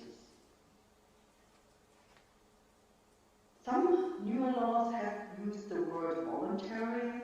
For example, in Canadian law, Canadian sexual assault law, the definition is voluntary, and the next word is agreement, voluntary agreement. And in English law, as Jonathan just said, the definition says agrees by choice. Now, if you use a word like agree and agreement, I don't find that very helpful because it only shifts the problem. What does agree mean? It's as unclear as before. Does agree mean communication? You have to signal to the other person that you agree, or is agree something which happens in your head as an inner mental state? So agree is not very helpful. It seems if you look at court cases and what legal scholars in England and in Canada say, the legislator and the courts understand agree as an inner mental state, so they've taken the attitudinal approach. Some newer laws mix the models. For example, if you look into Swedish law, you find that the central word is voluntary. The central description is not participating voluntary. And voluntary, as I already mentioned, and also that seems to be clear for Swedish law, voluntary is something which happens in your head. Again, it's an inner mental psychological state, whether you do that voluntary or not voluntary.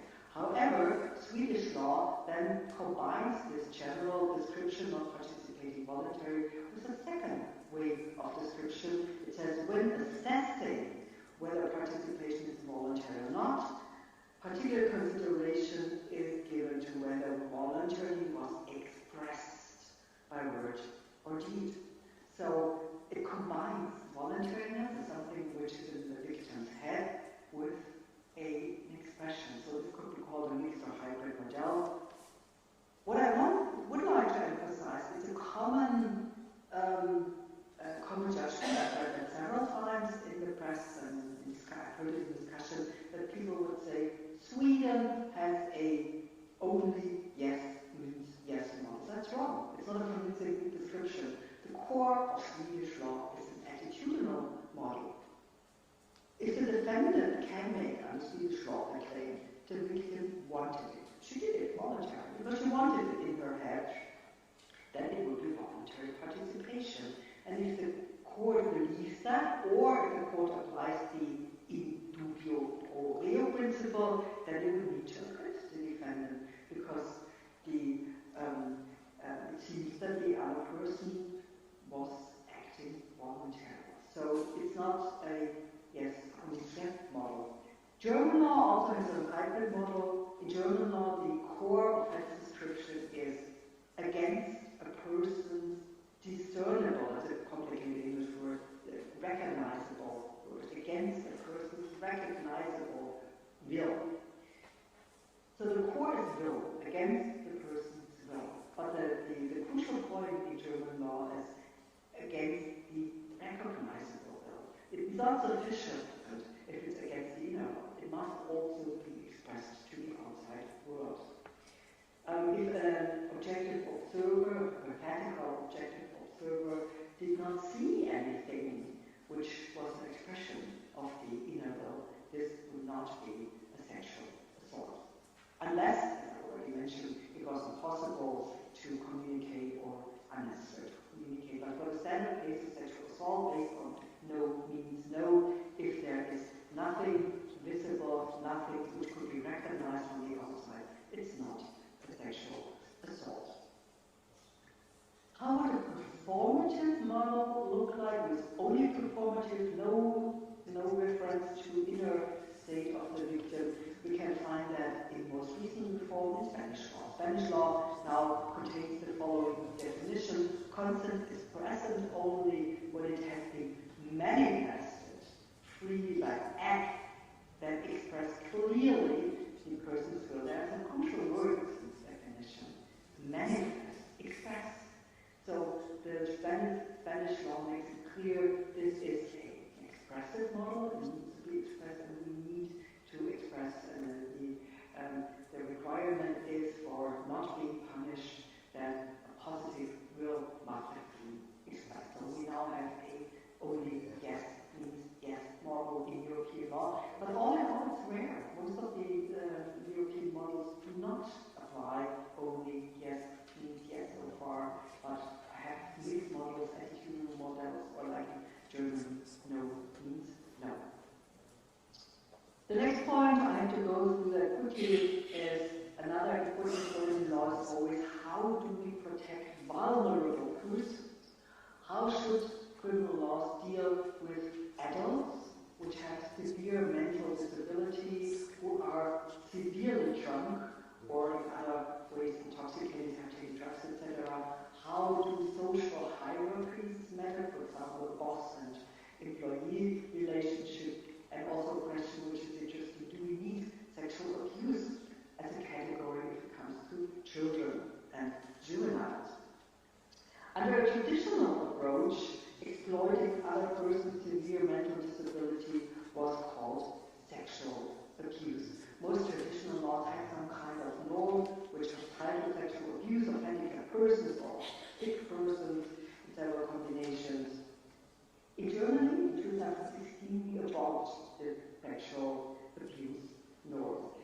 There was criticism because the special norm for handicapped person was seen also as discrimination.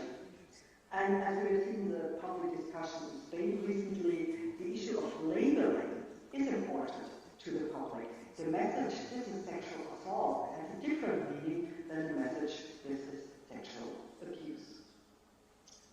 Now, if you look again at a severely handicapped person, the old law was based on the idea that an autonomous decision requires normal cognitive and mental abilities.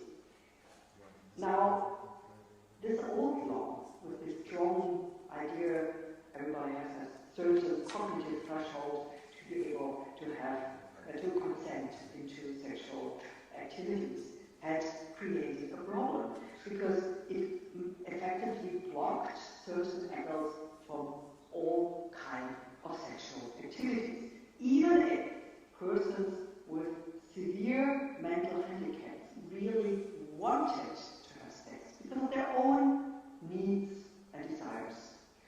Sexual autonomy has two sides. There's positive sexual autonomy, which would mean that you can have the sexual life you want, and negative autonomy, which means a defensive right against other. And the traditional approach ignored positive sexual autonomy for handicapped persons because they simply could not have any sexual encounter because they could not give valid consent in a strong sense. And I think in this respect, German law has found a good solution. We have found a good compromise between positive autonomy and defensive rights because we have given up the idea that everyone has a certain level, threshold level of cognitive ability for sexual activities, to give consent in sexual activities. We now apply factual approval. That's something different than valid consent. Factual approval simply means to say yes, to not, to signal you want to have sex, even if your cognitive abilities, because you're very drunk or because you're mentally handicapped or because you're drugged, will not be very strong. That is now, but the crucial point also in German law is the other person has to make sure there was approval. They have to ask for the factual sign, for factual expression of approval. This is the only yes means yes model. If the drunk person, if the handicapped person stays quiet, does not respond, then the other person commits a sexual offense, sexual assault.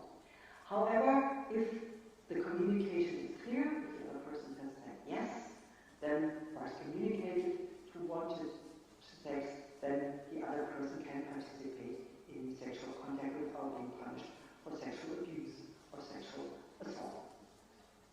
The next interesting question is, how criminal law should deal with social differences, social hierarchies. As you know, there was the major point of the Me Too movement, not in all cases, by the way. Some of them involved sexual assault in a classical sense, because the person, the actor, etc., said no, so it was a classical sexual assault. However, there are other cases, and these are difficult cases, where there was no, but there was a gap in power. There was a power hierarchy. One person said yes, participated, said yes, gave signs of approval, but did not do so as a matter of wanting to have sex, but because there was a strong social hierarchy.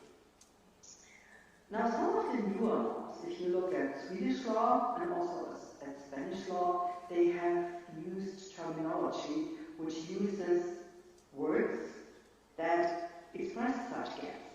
Dependency is one word. Swedish law is now seriously abusing the person's position of dependence. That can be sexual assault. Or in Spanish law, abuse of a situation of superiority. So if you use that kind of wording, this opens a door in the law to take into account social and professional hierarchies. German law, by the way, did not do that. Sexual assault law in Germany is more restrictive, and actually I think that's, from a policy point of view, the better solution. Again, I would say not every social, professional, and other hierarchy the offender uses is sufficient for criminal liability. Again, my emphasis is on criminal liability. It's morally wrong, that's for sure, but it's not enough for criminal liability. And I would argue, and so does the German law, pressure must be more specific. If there is the objective risk of a specific negative outcome, if, for example, someone knows the other person will discharge me from my job, that's a sexual assault under German law. There's a specific risk. However, the mere fact that you know the other person is my boss would not be sufficient to label sexual contact, sexual abuse. Now let me very briefly mention the protection of children and juveniles. From a conceptual point of view, it's not necessary to have specific offense description to protect children and juveniles. And actually, I would argue, if we could newly design a criminal law on sexual offenses, there is no need to have a specific offense for children and juveniles. We can simply integrate that into sexual assault. In some countries actually have done so, but it's rare. In Germany, that's not the case. If a young person says no, well, it's a sexual assault, like with an adult person. And the German Supreme Court actually has said so in a recent ruling, arguing that if a child communicates no, well, then it's rape. It's just an ordinary case of sexual assault and rape. And in concurring, we also would have the offense of sexual abuse of children. But you could do away with this offense of sexual abuse of children and integrate an aggravating factor into the ordinary sexual assault provision, which is an aggravating factor if the victim was very young. Okay, I think I'm looking on the time now. I think I will skip the part on rape and just go directly to what you see on errors about consent, which is the last point on your handout. Errors about consent. This is an important point because you cannot understand sexual offense law if you do not pay close attention to the issue of errors. Here, the special part and the general part interact very closely, which is often forgotten. If legislators design laws on on sexual offenses, they always have to take into account if the general part contains rule of errors and what kind of rule of errors a general part in a classical continental tradition contains. If defendants can simply claim, I thought the other person wanted it. And if the law does not ask if the belief is reasonable, well, this will lead to problematic acquittals, and there are not that many cases, but for example, in England, the Morgan case is a famous example for that. Some contemporary criminal laws have replaced that old traditional approach, and they now ask, was this ever reasonable? So does the English Sexual Offences Act, and also a very interesting model you can find in Swedish law. Swedish law has given up the strange idea that every error that an offender might have had about the other person's consent would be a sufficient reason to acquit or not to prosecute. Under the new Swedish law, we have a new offense, and this new offense says if offenders are grossly negligent regarding the circumstance that the other person is not participating voluntarily, this is a separate offense with a somewhat lower punishment, but the offender with the grossly negligent belief will be punished. And I think this is an important step, because it's something that the court then can say to the offender, okay, you might have believed that this person who had never met you and had no reason to engage in sex with you, you might have believed because you're the most attractive guy in the world, everybody wants to have sex with you, and so the victim, you might have believed this strange story, but this was not reasonable, so it was grossly negligent to believe that every person wants to have sex with you, so you have committed a criminal offense. I think that's a sensible approach to the idea of errors. Now, unfortunately, German law does not do that. We still have the traditional model of error, and so does Spanish law reform. So if you would ask me where would German law need to adjust the law, so this is the area, the law on errors. Okay, now I come to the end. I want to summarize. In the last few decades, criminal lawmaking in many countries has made substantial progress. The notion of sexual autonomy is taken much more seriously today. Many legislators seriously attempted to implement a consent-based model and to get away from the old model that required coercion.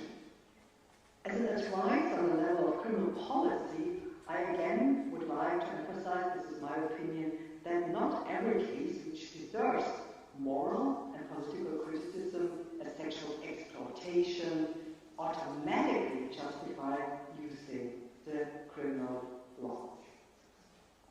Now, if we look at the present state, we must admit that it's more difficult to develop consent-based criminal law than the old, very simple coercion-based rape law. It requires much more thinking if you begin with autonomy and consent. Lawmakers have to think carefully to several topics. What does positive and negative sexual autonomy require? What are the models to describe what consent is?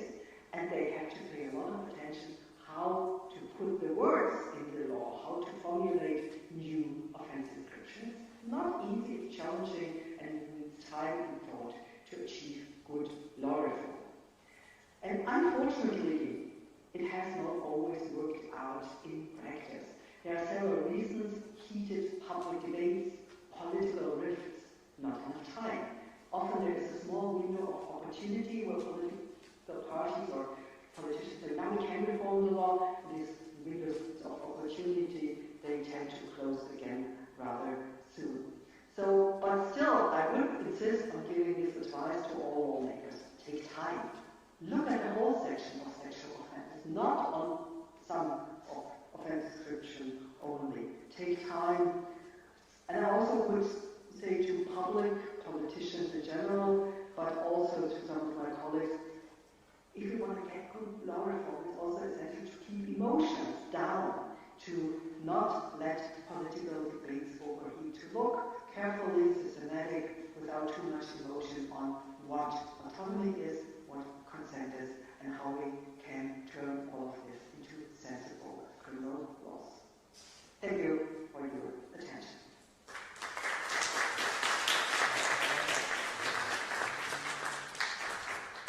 Thank you very much, Professor, for, among other things, talking about the implications of the communicative nature of consent and relating that with most recent legal reforms regarding sexual offences. And there is time for questions. So, good morning, Professor Hörnle. First of all, thank you for your very informative presentation. My question actually concerns the second point you talked about as regards the legal notion of consent. And you talked about choosing between the attitudinal concept or the expressive concept of consent, or the communicative one. And this is also my interpretation of the situation, but would you not say that, first question, conceptually speaking, it's not really a matter of a different nature of consent, but rather the moment at which the law can work with consent? Because, as I understood it, the performative or communicative dimension of consent cannot take place without the previous mental state. So it presupposes the attitudinal concept of consent. And this leads me to the problem, which is, even if the law chooses to adopt the communicative expressive notion of consent, do the issues that you pointed out to the attitudinal concept not remain, in the sense that the attitude, the mental state, is there to provide meaning to the act, otherwise it would be empty, it would be void of meaning. And does this not also open up an issue regarding the error of the victim herself about what she meant? By this I mean in situations where there aren't any sort of external conditions like intoxication or drunkenness, let's say a perfectly reasonable person of sound mind who can conceivably, reasonably be in doubt about what she meant, about whether her consent. So those frontier situations, how do you think the law should deal with that sort of those sort of problems? Thank you. That's a very interesting point, and you are right. For example, in German law, these two concepts are connected. That is, the expression requires a will which is behind it. So there must be some kind of, they must overlap, or the expression must be based on the existence of the attitudinal stance, of the actual psychological stance of wanting something. But if you think about it outside of the system, right? If you think about it conceptually, it would be conceivable to only focus on communication. They are not necessarily and conceptually related. You could say, and if you take a rather formal criminal law, as I do, I think it's something about the interaction between citizens. It's rather how citizens treat each other, how they communicate with each other. You could say, you could actually cut that. You could cut that relationship. It does not matter at all. It matters what the other person said. And if you focus on two persons on eye level, if that's the two citizens on eye level, you could say what matters for citizen one is what citizen two communicates. So it seems also be fair to argue that way and say, well, if I communicate, if I interact with another citizen, can only rely on what the other person is communicating. So if the will was there, then how it can be reformulated and can be reconstructed times afterwards, many months afterwards in a court trial. These are all questions perhaps they should not matter. Perhaps we should say if somebody says yes, or, well, yes, it's too easy, but if somebody gave a sign of communication, which usually is positive, if somebody nodded the head, it doesn't really matter. In other words, the person is sorry, but I didn't want it, and I nodded my head and I was confused and I should have shaken my head.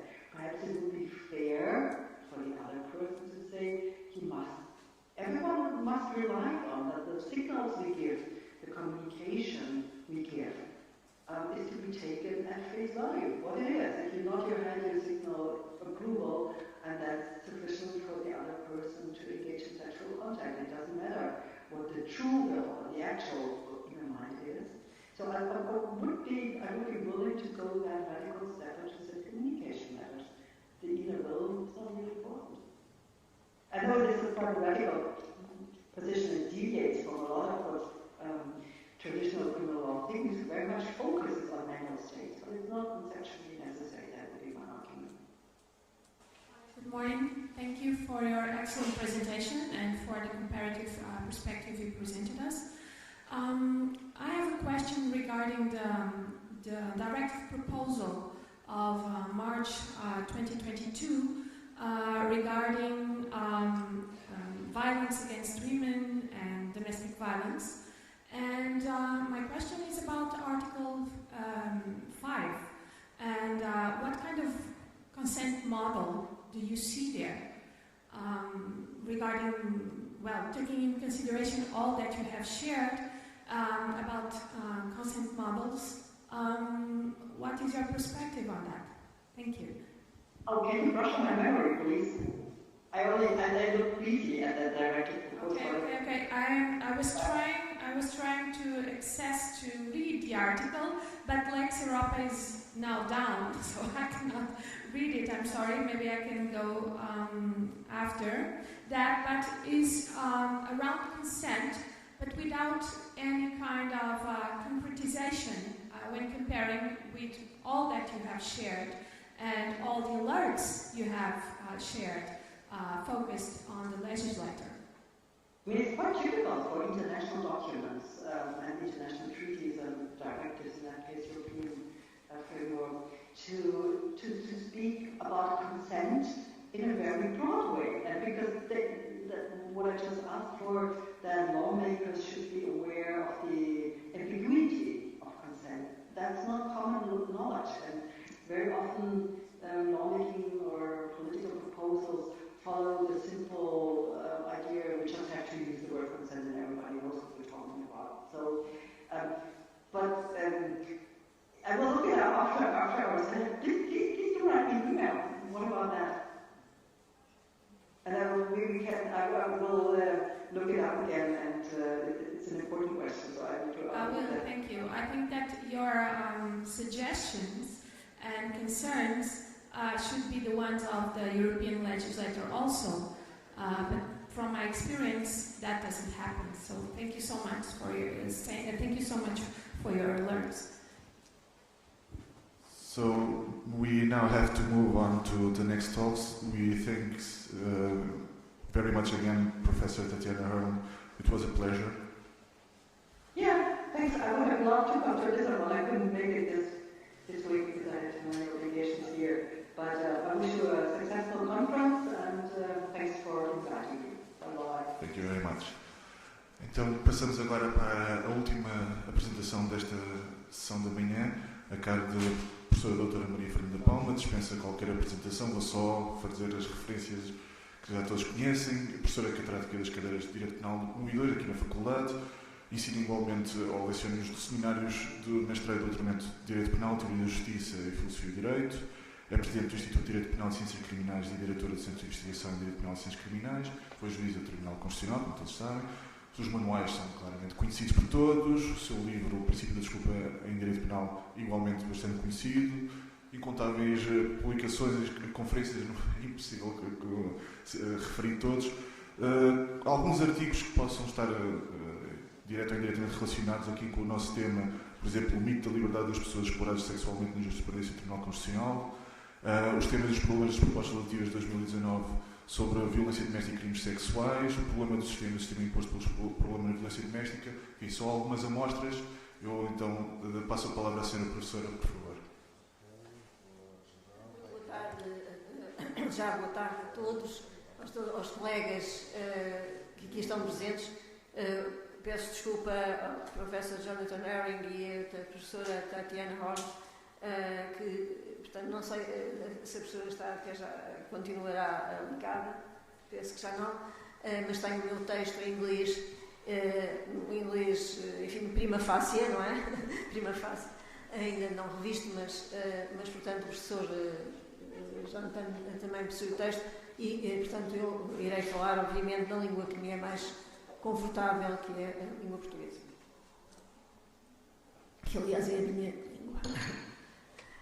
O título da minha intervenção vem um pouco surpreendentemente na linha, porque não houve combinação, de todas das outras intervenções, mas eu designei exatamente, talvez na confluência das questões suscitadas pelo professor Jonathan e pela professora Tatjana. Eu intitulei Magna Carta do Delinquente versus Direito Penal da Vítima na Reforma Penal do Crime de Violação. Mais do que noutro tema, as alterações introduzidas pelo diálogo entre reformas europeias sobre o direito penal sexual, em particular no que se refere ao crime de violação, suscita uma clarificação dos princípios constitucionais do direito penal sobre os limites e finalidades da criminalização. A visão garantista, liberal do direito penal foi, não há dúvidas, uma decisiva aquisição histórica, colocando no âmago do direito penal a relação entre o Estado e o cidadão, o indivíduo, e tornando as penas uma questão própria da função punitiva do Estado e relativa aos direitos do cidadão em face do poder estatal. A expressão de von Liszt do direito penal como a magna carta do delinquente, talvez um pouco irónica, não é? Exprime incisivamente a dimensão garantista do direito penal. O princípio da necessidade da pena, cuja primeira inspiração provém de Beccaria, que afirmava que só a pena necessária é legítima, tornaria o direito penal um último recurso para a sociedade e para a política criminal do Estado, em associação com uma lógica de contrato social.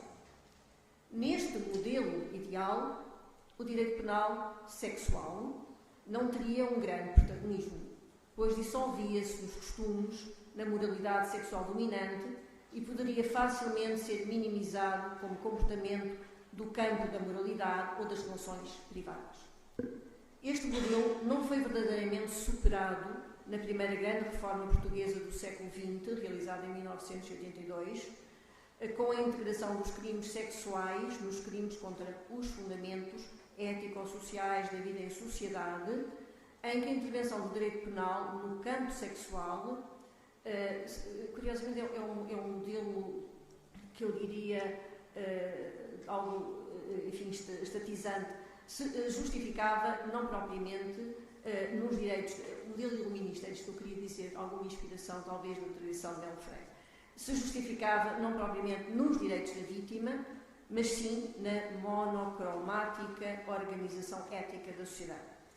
Também nessa perspectiva, a dimensão pública, comunitária, acabava por remeter a liberdade sexual e a dignidade da pessoa para um espaço livre do direito, desprotegido pelo Estado, entregue aos poderes privados. A intensificação progressiva do papel dos direitos humanos no campo da sexualidade, em geral, em termos internacionais e internos, e também no campo da sexualidade, suscita inevitavelmente o confronto entre a perspectiva liberal e minimalista do direito penal, por um lado, e a perspectiva estatizante, baseada numa proteção da coesão social e do bem-estar coletivo, por outro lado. Existe um espaço entre estes dois extremos, um espaço carente de tutela entre as duas perspectivas anteriores, em que uma terceira emerge de modo, no entanto, problemático. Como é que os princípios de Estado de Direito democrático respondem a uma tensão entre o alargamento, a expansão, que falava a professora Tatjana Hörnle, uma tensão entre o alargamento da proteção jurídica e o princípio da necessidade de pena minimizador da intervenção penal.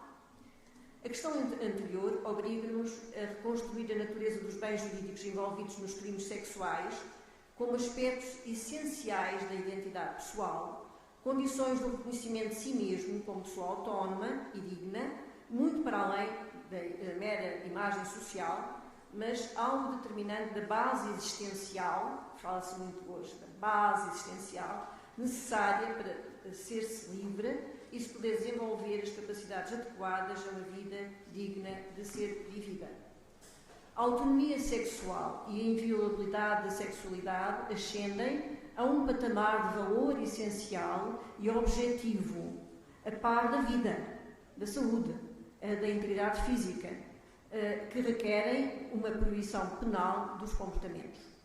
Estes comportamentos estes relacionados com a autonomia sexual, atingem a existência e essência desses valores de um modo que eu não poderei dizer de outra forma, ontológico, e não apenas o significado comunicacional, falava o Professor Herring, não apenas o significado intersubjetivo de uma agressão num contexto cultural. É verdade que este essencialismo, e não tenho medo desta expressão, este essencialismo e objetivismo universal dos valores corresponde a uma posição metodológica sobre o conhecimento e concepção dos valores, que é controverso na filosofia, na perspectiva de que pressupõe uma espécie de realismo transcendental e uma espécie de ontologia absoluta, contrapondo-se à perspectiva de que os valores são produto da experiência comunicativa e intersubjetiva vivenciada na sociedade, sendo o si mesmo, o self, um mero construído sem base ôntica, perene, nem possibilidade de definição ontológica. Há realmente aqui duas visões em confronto. As verdades de valor não existiriam, na primeira abordagem, não existiriam nem como factos, nem sequer como verdades de razão universais, nesta segunda acessão comunicacional, mas seriam apenas construções sociais, psicossociais ou produtos culturais, verdades convencionais, mas que funcionariam produzindo factos.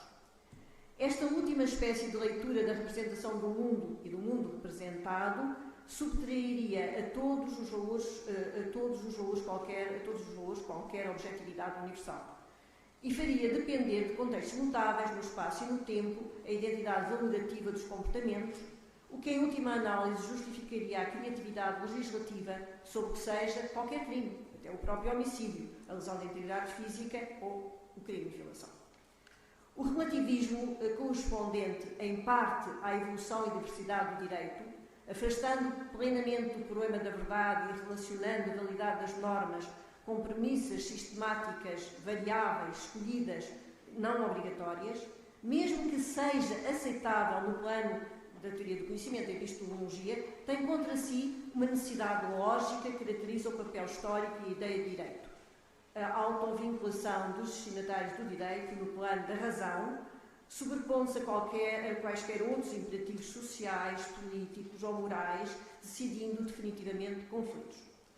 Quer isto dizer que, na sua lógica, o direito requer a representação de objetividade e plenitude valorativa para realizar a sua ideia, a sua essência. Mesmo uma visão menos essencialista do que esta que acabei de referir sobre os bens jurídicos não dispensa a relação dos comportamentos com contextos e significados sociais intersubjetivamente configurados, não dispensa uma referência objetiva no mundo dos acontecimentos como âncora, mesmo que matar uma pessoa seja redescrito como libertá-la do sofrimento, por exemplo, na eutanásia, tal não significa necessariamente que essa redescrição modifique uma ação básica de lesão da vida, prima facie, como disse o professor Herring. As descrições dos mesmos factos pela modificação de atribuições linguísticas e de significados culturais pode, na verdade, absorver no mundo dos significados as peças basilares do mundo real. Assim, a lesão da vida pode assumir um significado não negativo, mas a posteriori, mas não deixará de ser na base, prima facie, ôntica, a lesão da vida. O plano dos significados é necessariamente posterior ao das ações básicas a que se refere. Mesmo Robin dos Bosques, Robin Hood, furtava, apesar de serem benefícios dos pobres, mas ele continuava a furtar. A última perspectiva procura assegurar que os significados, isoladamente, não serão a base da descrição do mundo dos acontecimentos por uma razão não só lógica, como prática ou de controle do entendimento geral das pessoas. Assim, a desconsideração do sexo forçado no casamento como violação, está aqui uma colega angolana com quem se discutiu isto, a desconsideração do sexo forçado no casamento como violação seria exatamente a sobreposição dos significados culturais à identificação das ações básicas a que os significados se refeririam. Em suma, a importância da proteção da autonomia e da liberdade sexual, tal como acontece com a vida, requer, pelo menos logicamente, uma base objetiva comportamental como referência da denominação de agressões e violações. A conclusão anterior procura desafiar a tendência de uma construção dos comportamentos criminosos a partir das representações sociais sobre o significado dos mesmos, em certos contextos históricos e culturais, modificando a identidade de condutas, por vezes, arbitrariamente, como aconteceu no período nazi, em que não se criminalizaria o aborto das mulheres arianas, apenas dessas, ou não, das mulheres não arianas, desculpe, há um engano, portanto, mesmo no texto em inglês, em que não se criminalizaria o aborto das mulheres, the women that were not arianas, it's different, it's a mistake, em que seria equiparado, e também no caso da União Soviética, em que se teria equiparado a castração ou aborto por analogia. Esvaziar o referente objetivo, a base óntica, para regular, em vez de ações, meros significados, permite estes absurdos e uma manipulação do mundo básico de acordo com os objetivos dominantes. Esta construção normativista do mundo, sem amparo no que identifica estavelmente o fazer-se algo, torna-se assim um modo de proibir motivações e significados atribuídos e não ações objetivas. Na construção do ilícito penal, o que pode resultar desta perspectiva desencarnada do mundo objetivo é uma alteração de alguns tipos incriminadores que passarão a ser configurados como comportamentos significativos a partir das representações dominantes que circulam, numa espécie de inversão entre o tipo objetivo e o tipo subjetivo, em que as representações médias passam a ser a base da configuração do que é proibido e não o que efetivamente acontece. A violação, o crime de violação, seria, nesta perspectiva que eu aqui refiro, seria um comportamento determinado, mesmo na sua objetividade, pela compreensão do significado do relacionamento sexual para um agente médio e não pelo facto básico do sexo não permitido pela vítima.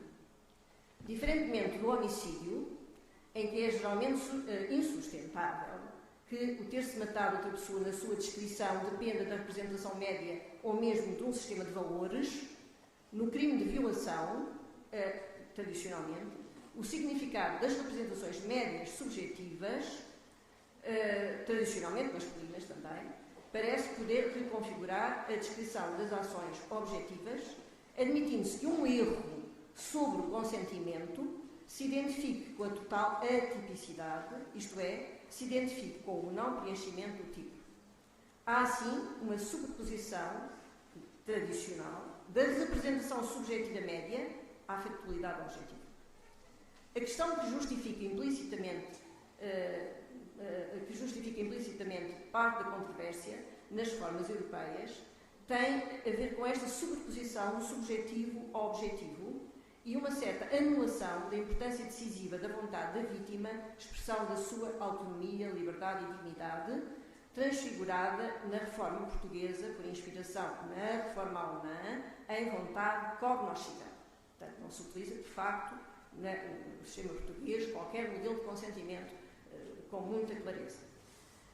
Diferentemente da lesão da vida, com plena objetividade no homicídio, ou mesmo na subtração de coisa alheia no furto, na violação, tipo incriminador nuclear dos crimes sexuais e dos crimes contra a dignidade da pessoa humana, não é hoje, para o legislador, a lesão da liberdade sexual, mas a lesão da liberdade aparente da vítima, nas representações médias, desvalorizando-se o consentimento efetivo em face das possibilidades médias de atribuição de um significado lesivo da vontade da vítima.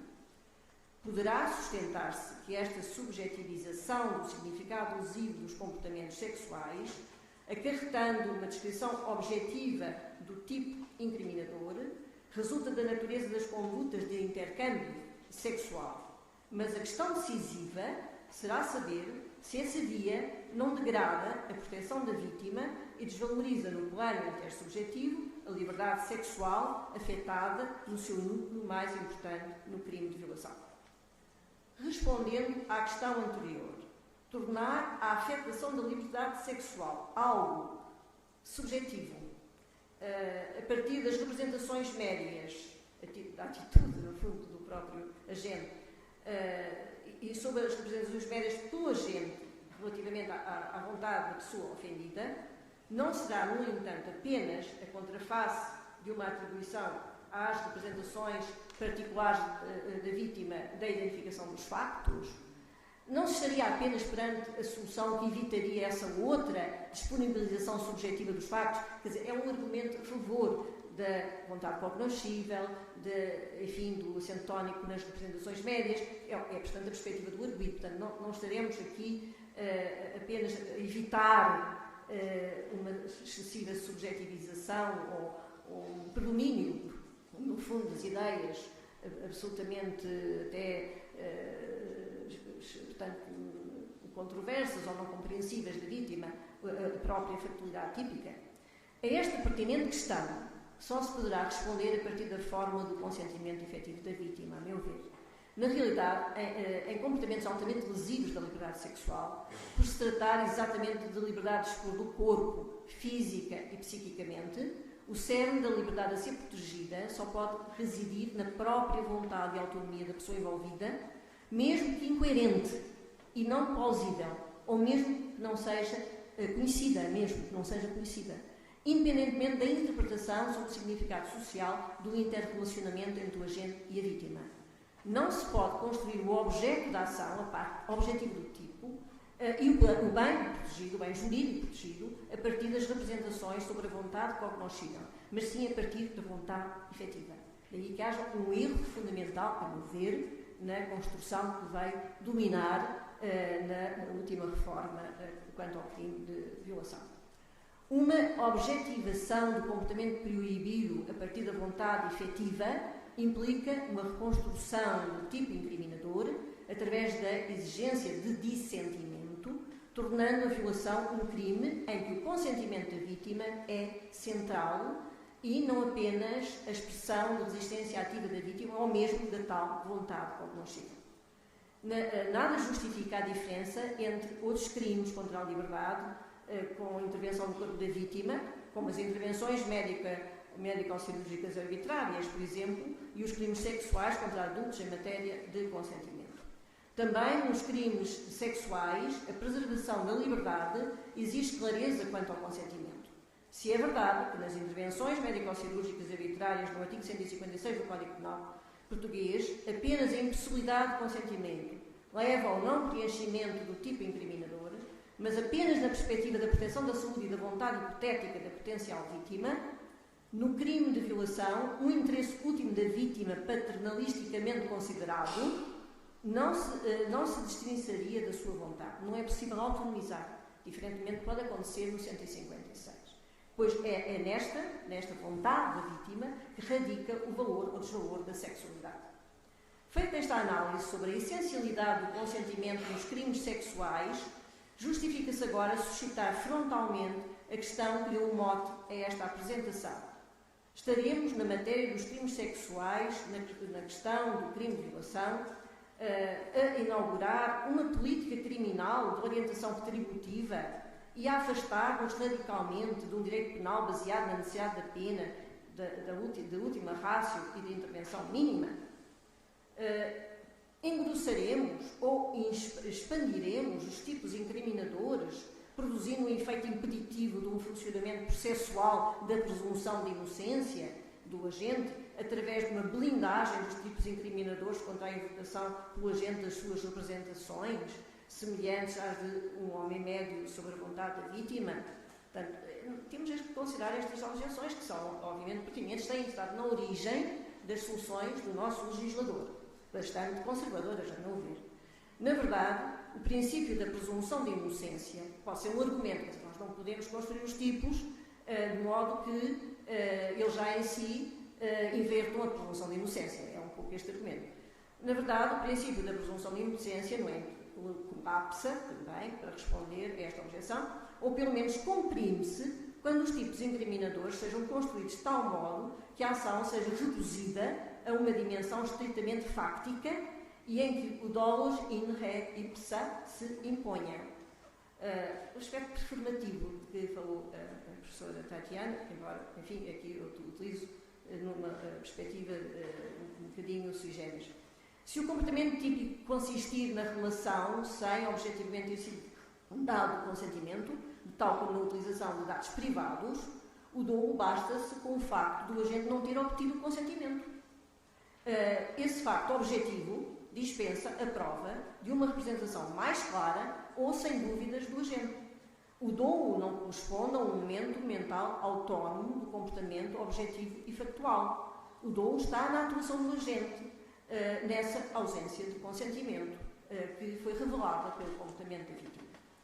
Estaremos, de facto, perante uma expansão, pergunto, de cariz retributivo do direito penal sexual, quando se sustenta o que acabei de sustentar? A resposta é ainda, de certo modo, negativa, por duas razões fundamentais. A primeira razão é o facto de a reconstrução e densificação do bem jurídico não ser uma pura absorção de preconceitos morais e de moralidade, mas antes, inversamente, uma desconstrução de preconceitos morais da cultura patriarcal tradicional que subvertia a ordem dos valores e bens jurídicos no Estado democrático, a partir de uma análise, como eu a fiz, essencialista dos bens jurídicos e de uma perspectiva ontológica. A segunda razão corresponde ao facto de a reconstrução objetivista da ação e do bem jurídico não obstar a que a teoria do erro funciona. Não estamos, apesar da professora Tatjana, por acaso, até acha que também deve ser mais moderada. Eu não fui tão longe, que ao nível do erro, o erro, enfim, relevante deve ser comprimido, nestes casos. Nem estou a ir tão longe. Portanto, uma reconstrução objetivista da ação e do bem jurídico não obsta a que a teoria do erro funcione, ainda assim, de modo garantístico, bem como fatores culturais possam ter relevância, mas isso não insere tipicidade, insere culpabilidade do agente, isto é, vamos ver se realmente há ou não censurabilidade do agente. Finalmente, ainda quanto a este ponto, sempre se poderá considerar que a acentuação do âmbito do comportamento incriminado no crime de violação está em rota de colisão com o global expansionismo penal e a consequente bagatelização do direito penal na sua absorção de ilícitos de organização, de procuramento administrativo. A reconstrução do núcleo do direito penal central, no entanto, não corresponde a qualquer expansão periférica, não façamos confusões, e hipercriminalização, fenómeno que significaria uma instrumentalização do direito penal para fins de organização e objetivos variados das políticas do Estado. Diferentemente, esta aparente expansão não é expansão nenhuma, é uma reorganização. Trata-se antes de colocar no núcleo da função punitiva do Estado a pessoa na sua plena autonomia, na autonomia para a sua dignidade. Um tal recentramento não se traduz em qualquer expansionismo moralista do direito penal no Estado, mas a compreensão do Estado como meio ambiente do florescimento pessoal. Uma questão processual intrinsecamente associada a esta análise que eu fiz, que eu tentei fazer num plano dos princípios do direito penal, uma questão processual intrinsecamente associada a esta última é a natureza pública dos crimes sexuais, portanto, neste caso, do crime de violação. Claro, sobretudo no que diz respeito à lei portuguesa, dos crimes contra adultos, que, no entanto, mantém ainda um caráter semipúblico na legislação portuguesa, diferentemente do que acontece desde o fim dos anos 90 na violência doméstica, a qual passou e bem a crime público, exatamente para se impedir os constrangimentos da vítima, no sentido de tomar a iniciativa de denunciar os agressores e, portanto, não só a questão dos constrangimentos da vítima, como a relevância que começa a ser dada como central à violência doméstica. No crime de violação tem-se procurado com algum êxito de quem tem procurado, e não de quem discorda, tem-se procurado com algum êxito impedir a publicização para evitar, com o argumento de se evitar a estigmatização da vítima. Mas esse argumento assenta na prévia aceitação pelo Estado da representação estigmatizada da vítima, de que ela circula na sociedade e de uma passiva complacência com essa situação. sem nenhuma proatividade do Estado relativamente a este ponto. Uma vez admitido que o núcleo da proibição do crime de violação é não uma representação social, não um significado social, mas o facto objetivo, com dignidade ontológica, do relacionamento sexual sem consentimento da vítima, dado o valor insuperável da sua decisão sobre aquilo que eu chamarei o corpo sexual, como fator da preservação da dignidade da pessoa, não há razões para deixar na disponibilidade da vítima a ação penal, diferentemente do que se passa nas ofensas à vida ou à integridade física graves, em que tal disponibilidade não se verifica. Todos os problemas de proteção da vítima perante os estigmas sociais estão para além da natureza da ação penal, mas exigem antes uma proteção específica da vítima e uma política criminal preventiva e modeladora dos comportamentos sociais. Não se coaduna com a gravidade dos crimes sexuais, como a violação, uma margem de, eu aqui faço aspas, de cumplicidade, complacência, passividade do Estado, com a tal complacência com a sociedade estigmatizante da vítima. A proteção da vítima não se pode concretizar no seu abandono penal. A discussão portuguesa, convertida numa reforma, a meu ver, pouco profunda, realizada em 2019-2020, sobretudo no âmbito do crime de violação, e mantida, portanto, ainda essa discussão mantida acerca da conversão do crime de violação em crime público, pelo menos no debate público, e que é conhecido, que o Parlamento conhece, está de certa forma pendente no Parlamento, não tem sido muito proativa, nem legislativa, nem doutrinariamente, diferentemente do que acontece no caso espanhol, o que aconteceu no caso espanhol. Temos aqui a nossa colega Helena Ceballos, Granada, que nos falará à tarde, mas, portanto, a nossa intervenção de reforma tem sido muito passiva. Na sua tímida hesitação sobre a natureza da infração e constante preocupação sobre a relação do dolo do agente e a vontade da vítima, que parece que é o ponto central. O caminho da reforma portuguesa exprime a dificuldade de um crime nuclear do sistema ser desvinculado de uma concepção social alturante, excessivamente compreensiva da lesão do corpo sexual e de um empenho decisivo das diversas esferas sociais em qualificar a violação como o que é absolutamente intolerável e inequívoco comportamentalmente. Extrairia 3 conclusões fundamentais nesta minha, penso, breve evolução. Primeiro, uma concepção essencialista, ontológica, objetivista sobre o comportamento incriminado na violação, que a caracterizará como utilização do corpo sexual sem consentimento da vítima. Isto nada tem a ver com significados sociais, culturais ou representações.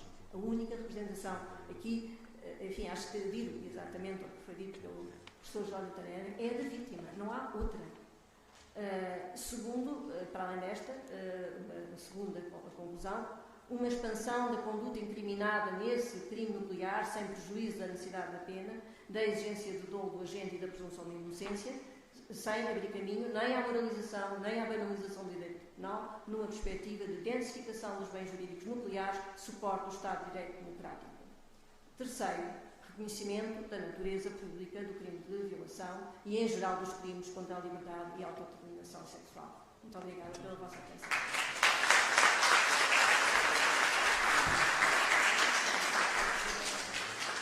Muito obrigado, Sra. Professora. Abrimos então um espaço para perguntas ou observações. Bom dia, não sei se me estão a ouvir. Elsa Tais, eu sou perita em violência de género, a professora conhece muito bem, e também investigadora aqui no centro. Sra. Professora, eu quero começar por saudar o centro por este debate internacional numa altura central e decisiva para a evolução ou não do processo legislativo da natureza pública ou semipública do crime de violação. A grande questão que se me coloca e à qual eu não posso deixar de ser sensível tem a ver com o facto, quando se argumenta que o crime de violação não deve ser público por questões relacionadas com a autodeterminação da vítima constitucionalmente garantidas. A esse argumento, obviamente, que todas as pessoas são sensíveis, Mas a grande questão que se me coloca é como é que, podendo valorizar esta visão, o devemos fazer sem desproteger todas as outras pessoas que, querendo denunciar o crime, não o fazem por medo ou por vergonha, como a professora disse. A proteção da vítima não pode concretizar o abandono penal. O que eu acho é que o que está a acontecer é que há uma desproteção de todas as vítimas, há uma desproteção penal de todas aquelas vítimas que, querendo denunciar a agressão, não o fazem justamente por questões de medo ou de vergonha. E a minha questão é como é que nós podemos salvaguardar a vontade das vítimas que querem salvaguardar o direito à não denúncia, protegendo todas as outras, ou para quem esse conflito nem sequer se coloca. Obrigada. Muito obrigada, doutora Elsa Paz, deputada, aliás, portuguesa, a questão, e membro do Centro de Investigação de Direito Penal e Ciências Criminais.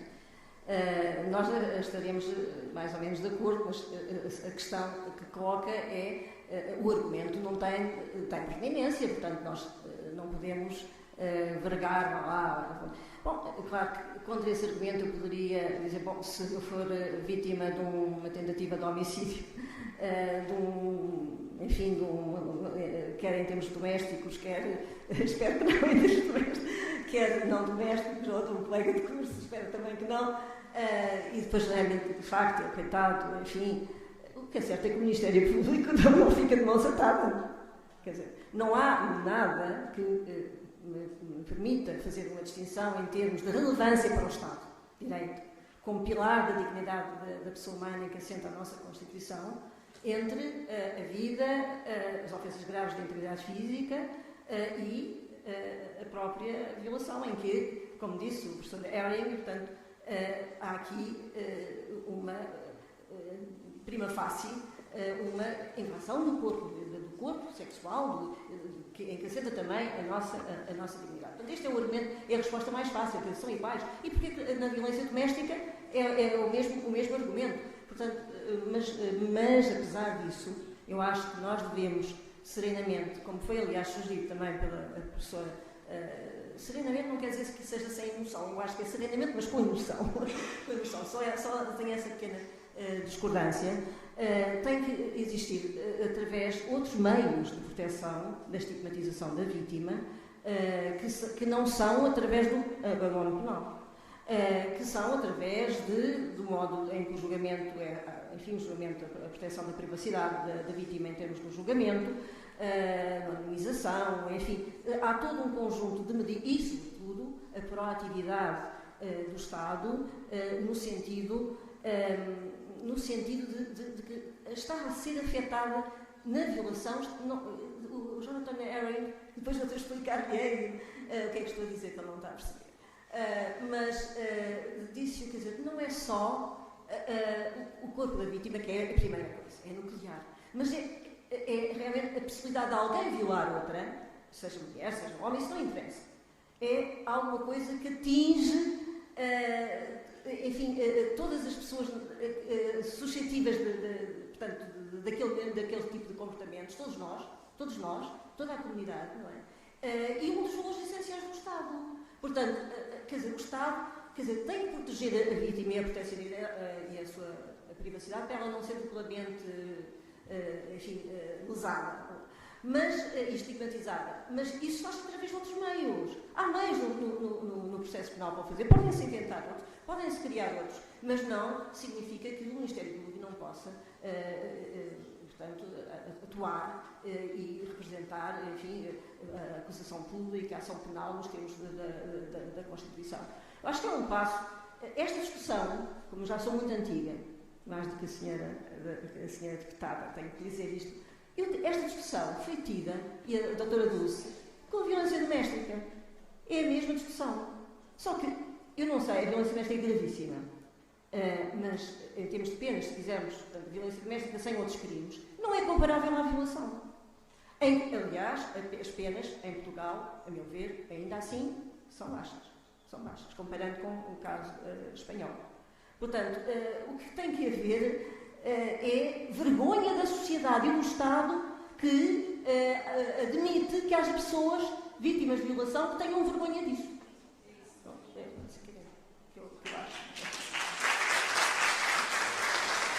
Isto foi fácil, mas foi com emoção. Por favor, se houver mais questões, lá atrás. Professor Herring, after we explain, I'm sorry, if they would like to put the questions in English, it would be fine. Bom dia, para começar. Estávamos a falar em relação à questão da vergonha da vítima vir falar para a frente, e a questão que eu coloco aqui, para além do direito penal e tudo aquilo que o Ministério Público possa fazer, não seria também algo de se pensar numa articulação entre vários órgãos do Estado para uma questão mais educativa da sociedade, para as vítimas não se sentirem dessa maneira e sentirem um certo suporte nas pessoas à sua volta para virem falar e fazerem queixa deste tipo de casos? Seria essa a minha questão. Muito obrigada pela questão. Eu, obviamente, concordo absolutamente. Quer dizer, tudo tem que ser tudo conjugado, não é? E talvez tenha que haver mais proatividade comunicativa do Estado e das instituições sociais, não é só do Estado, das famílias, da escola, etc. Os meios de comunicação social, portanto, enfim, concordo, já alguma coisa se tem feito, obviamente, não é? Não se pode dizer que não, mas talvez tenha que haver mais empenhamento ainda, não é? Mas este empenhamento, às vezes, depende também, portanto, de quem vai na proa do barco, e aqui é o nosso Parlamento. Muito obrigada.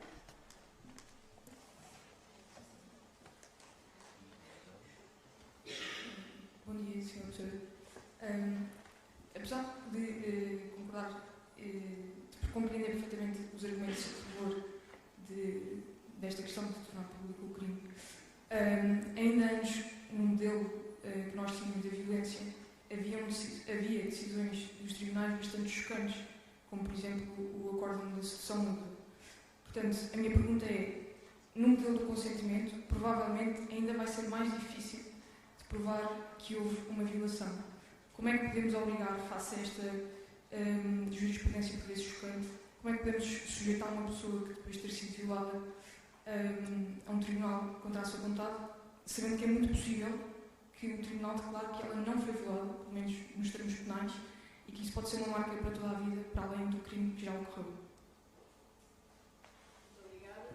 Também é uma boa questão, mas eu diria que os problemas da prova não se tornam mais complicados nem mais complexos com o modelo do consentimento. Até são relativamente simplificados, penso eu, porque também a vontade cognoscível é a mesma questão. É a mesma questão. Claro, vai-se pensar nos gestos de pessoa, portanto, eu estou a pensar na Jodie Foster, nos acusados, vai de mini saia para um bar e não sei o quê. Isso é o modelo da vontade cognoscível. Se calhar ela vai-se esfrear, mini saia, etc. É violada por um conjunto, aliás, infelizmente, de portugueses imigrados da Boston. No caso real que originou o filme.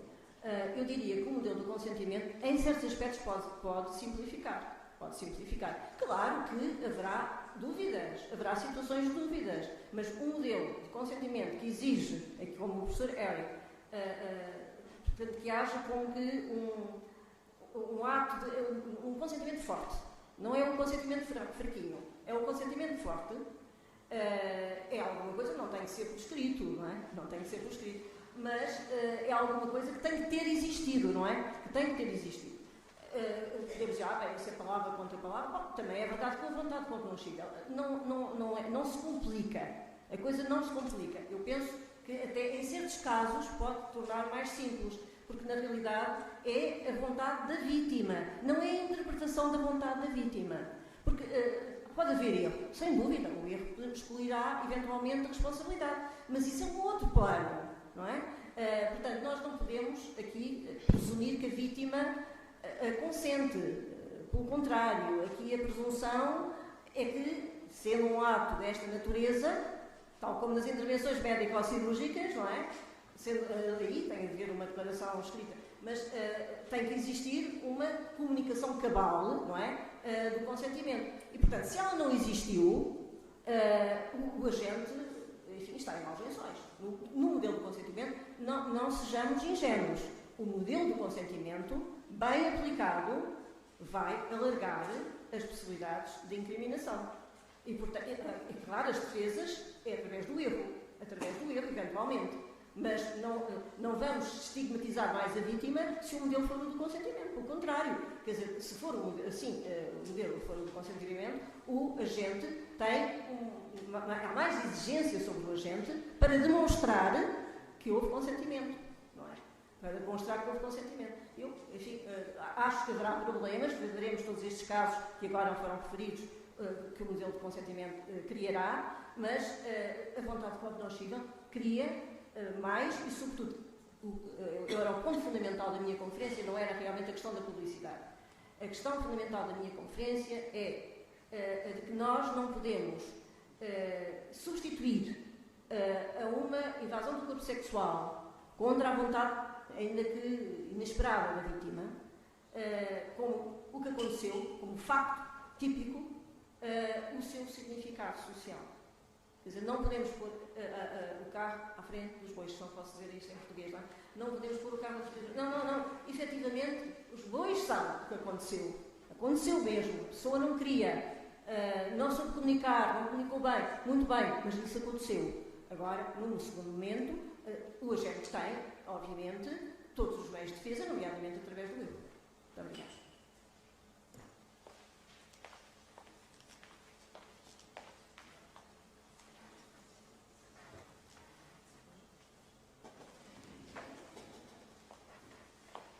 Bom dia, professora. Também agradecer a excelente apresentação e a pertinência do tema. Sinto que é uma daquelas minhas questões que começa num ponto e acaba no outro. Mas eu sei que existe, ou pelo menos existia, não sei se entretanto foi revista, uma posição de doutrina que queria fugir de alguma forma à exigência única de dissentimento para o crime de violação, por considerar que os jogos sexuais modernos poderiam, de alguma forma, incitar ao dissentimento como parte da própria atividade sexual consentida.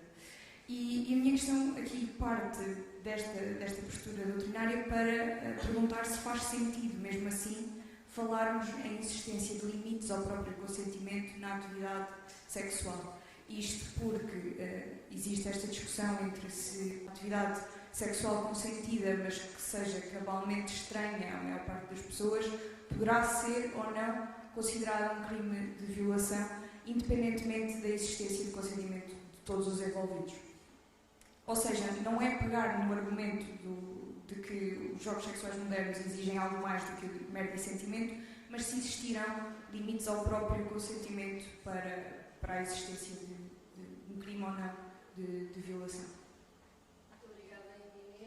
Pela sua boa questão, que não vou ser sintética e depois poderemos continuar a falar sobre isso, até porque temos alguma contenção temporal por causa da parte da tarde, mas eu diria que essas questões são sempre posturas. Venha ao modelo do consentimento e depois então vamos ver como é que os casos surgem e como é que eles surgem.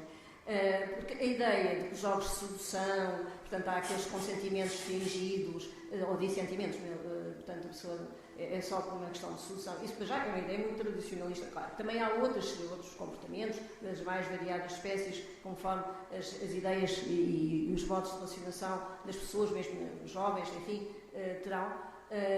Mas, seja como for, quer dizer, essa questão é sempre uma questão de representação.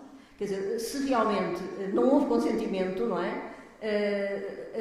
Haverá, portanto, elementos, geralmente pode não haver, se não houver indúbio, não é? Mas haverá, em muitas situações, elementos e que podemos até depois classificar, quer dizer, conforme o tipo de atividade que é desenvolvida naquele momento pela vítima e pelo agressor ou pelo suspeito de agressão, podemos criar tipos de situações Mas a questão básica é esta: é ou não o consentimento da vítima, ou portanto da pessoa, no relacionamento sexual, a questão central.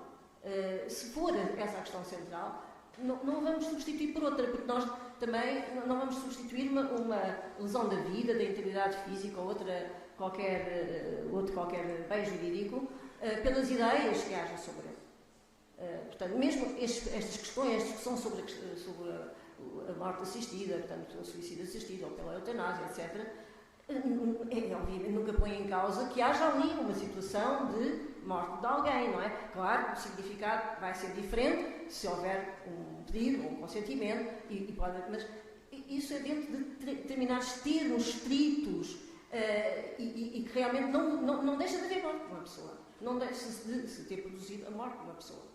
E aqui é a mesma coisa, quer dizer, se o significado para o agente não foi de violação, mas de jogo de solução, e para a vítima não foi mesmo realmente uma agressão, não deixa de existir uma violação.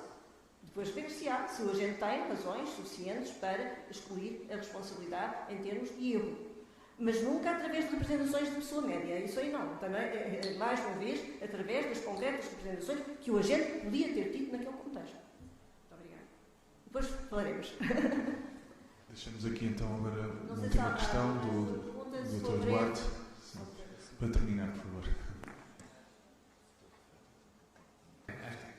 Bom dia, professora. Obrigado, vou ser muito breve. A minha questão tem a ver com a primeira das suas conclusões do modelo que apresentou em relação à concepção ontológica objetivista, a utilização do corpo sexual da vítima. Tendo a acompanhar, e parece-me completamente atendível as razões que a professora apelou para não colocarmos o sentido à frente da realidade, ou o sentido, ou a captura da realidade pelo sentido. A minha questão é esta. Até agora temos falado muito sobre a possibilidade da representação do agressor de alguma forma moldar o significado do ato. E a minha questão, na sequência daquilo que também perguntei à professora Tatjana antes, é precisamente e quando essa questão se coloca para a vítima. Ou seja, quando a atribuição de significado pela vítima ao consentimento e ao ato é que é dúbia, e é dúbia para si própria. Era mais um bocadinho do que eu queria pensar sobre isso, mas também foi. É uma magnífica questão que agradeço. Mas diria que, quer dizer, aqui a vítima é tão importante o que está em causa que, não falo no caso de dúvida, não é? Mas nos casos em que não haja dúvida, por mais irracional, por mais absurda que seja a vontade da vítima naquele contexto, sobretudo nas situações de casamento, não é? Estou a pensar nessas, não é? Por mais inesperada, depois da pessoa ter feito até um jogo de solução, etc. Não, é não. Pronto, agora, aquela questão que está a colocar tem que ser para outras núpcias, não é? Porque, na realidade, quando a própria vítima não é capaz de interpretar... Bom, eu aqui poderia invocar, realmente, embora não seja muito em meu favor, Wittgenstein, de alguma forma não há linguagens privadas, não é? E, portanto, a ideia performativa, portanto, a ideia do que interessa é a performance, e a ideia performativa, eu diria que sim, até um certo ponto, não é? Até um certo ponto as pessoas entendem sobre as coisas, sobre o que se passou, e nós conseguimos fazer uma interpretação da linguagem, linguagem, neste caso, relacionamento sexual, que conforme as pessoas vão descrever. Mas, quer dizer, do ponto de vista da prevenção, saber que não é não e que há violação se há não, mesmo que seja surpreendentemente não é? Em termos de prevenção, vai seguramente intensificar a proteção das vítimas, não é? Em certos casos mais duros. Agora, se a própria vítima não sabe, enfim, não consegue compreender, portanto, não tenho a certeza que nesse ponto haja tantas situações dessas. Talvez no casamento, admito, não sei como é que são os casamentos ou as pessoas que vivem em conjunto, hoje em dia, os namorados, não sei. Mas na realidade, ainda assim, eu penso que há que... Quer dizer, que a pessoa tem dúvidas sobre se quis ou não quis, é um pouco isto. A pessoa tem dúvidas sobre se a própria pessoa tem dúvidas se quis ou não quis, não se pode dizer que haja um explícito dissentimento, ou que tenha havido comunicacionalmente verdadeiramente consentimento. Admito que aí indúbio, mas depende dos casos concretos. Vamos esperar por esses casos concretos, que já era um bom pronúncio. Muito obrigada. Então, encerramos aqui a sessão da manhã. Muito obrigado a todos pela vossa presença. E a 1h40 está previsto, não sei se... 1h45 recomeçamos os trabalhos da tarde. Muito obrigado.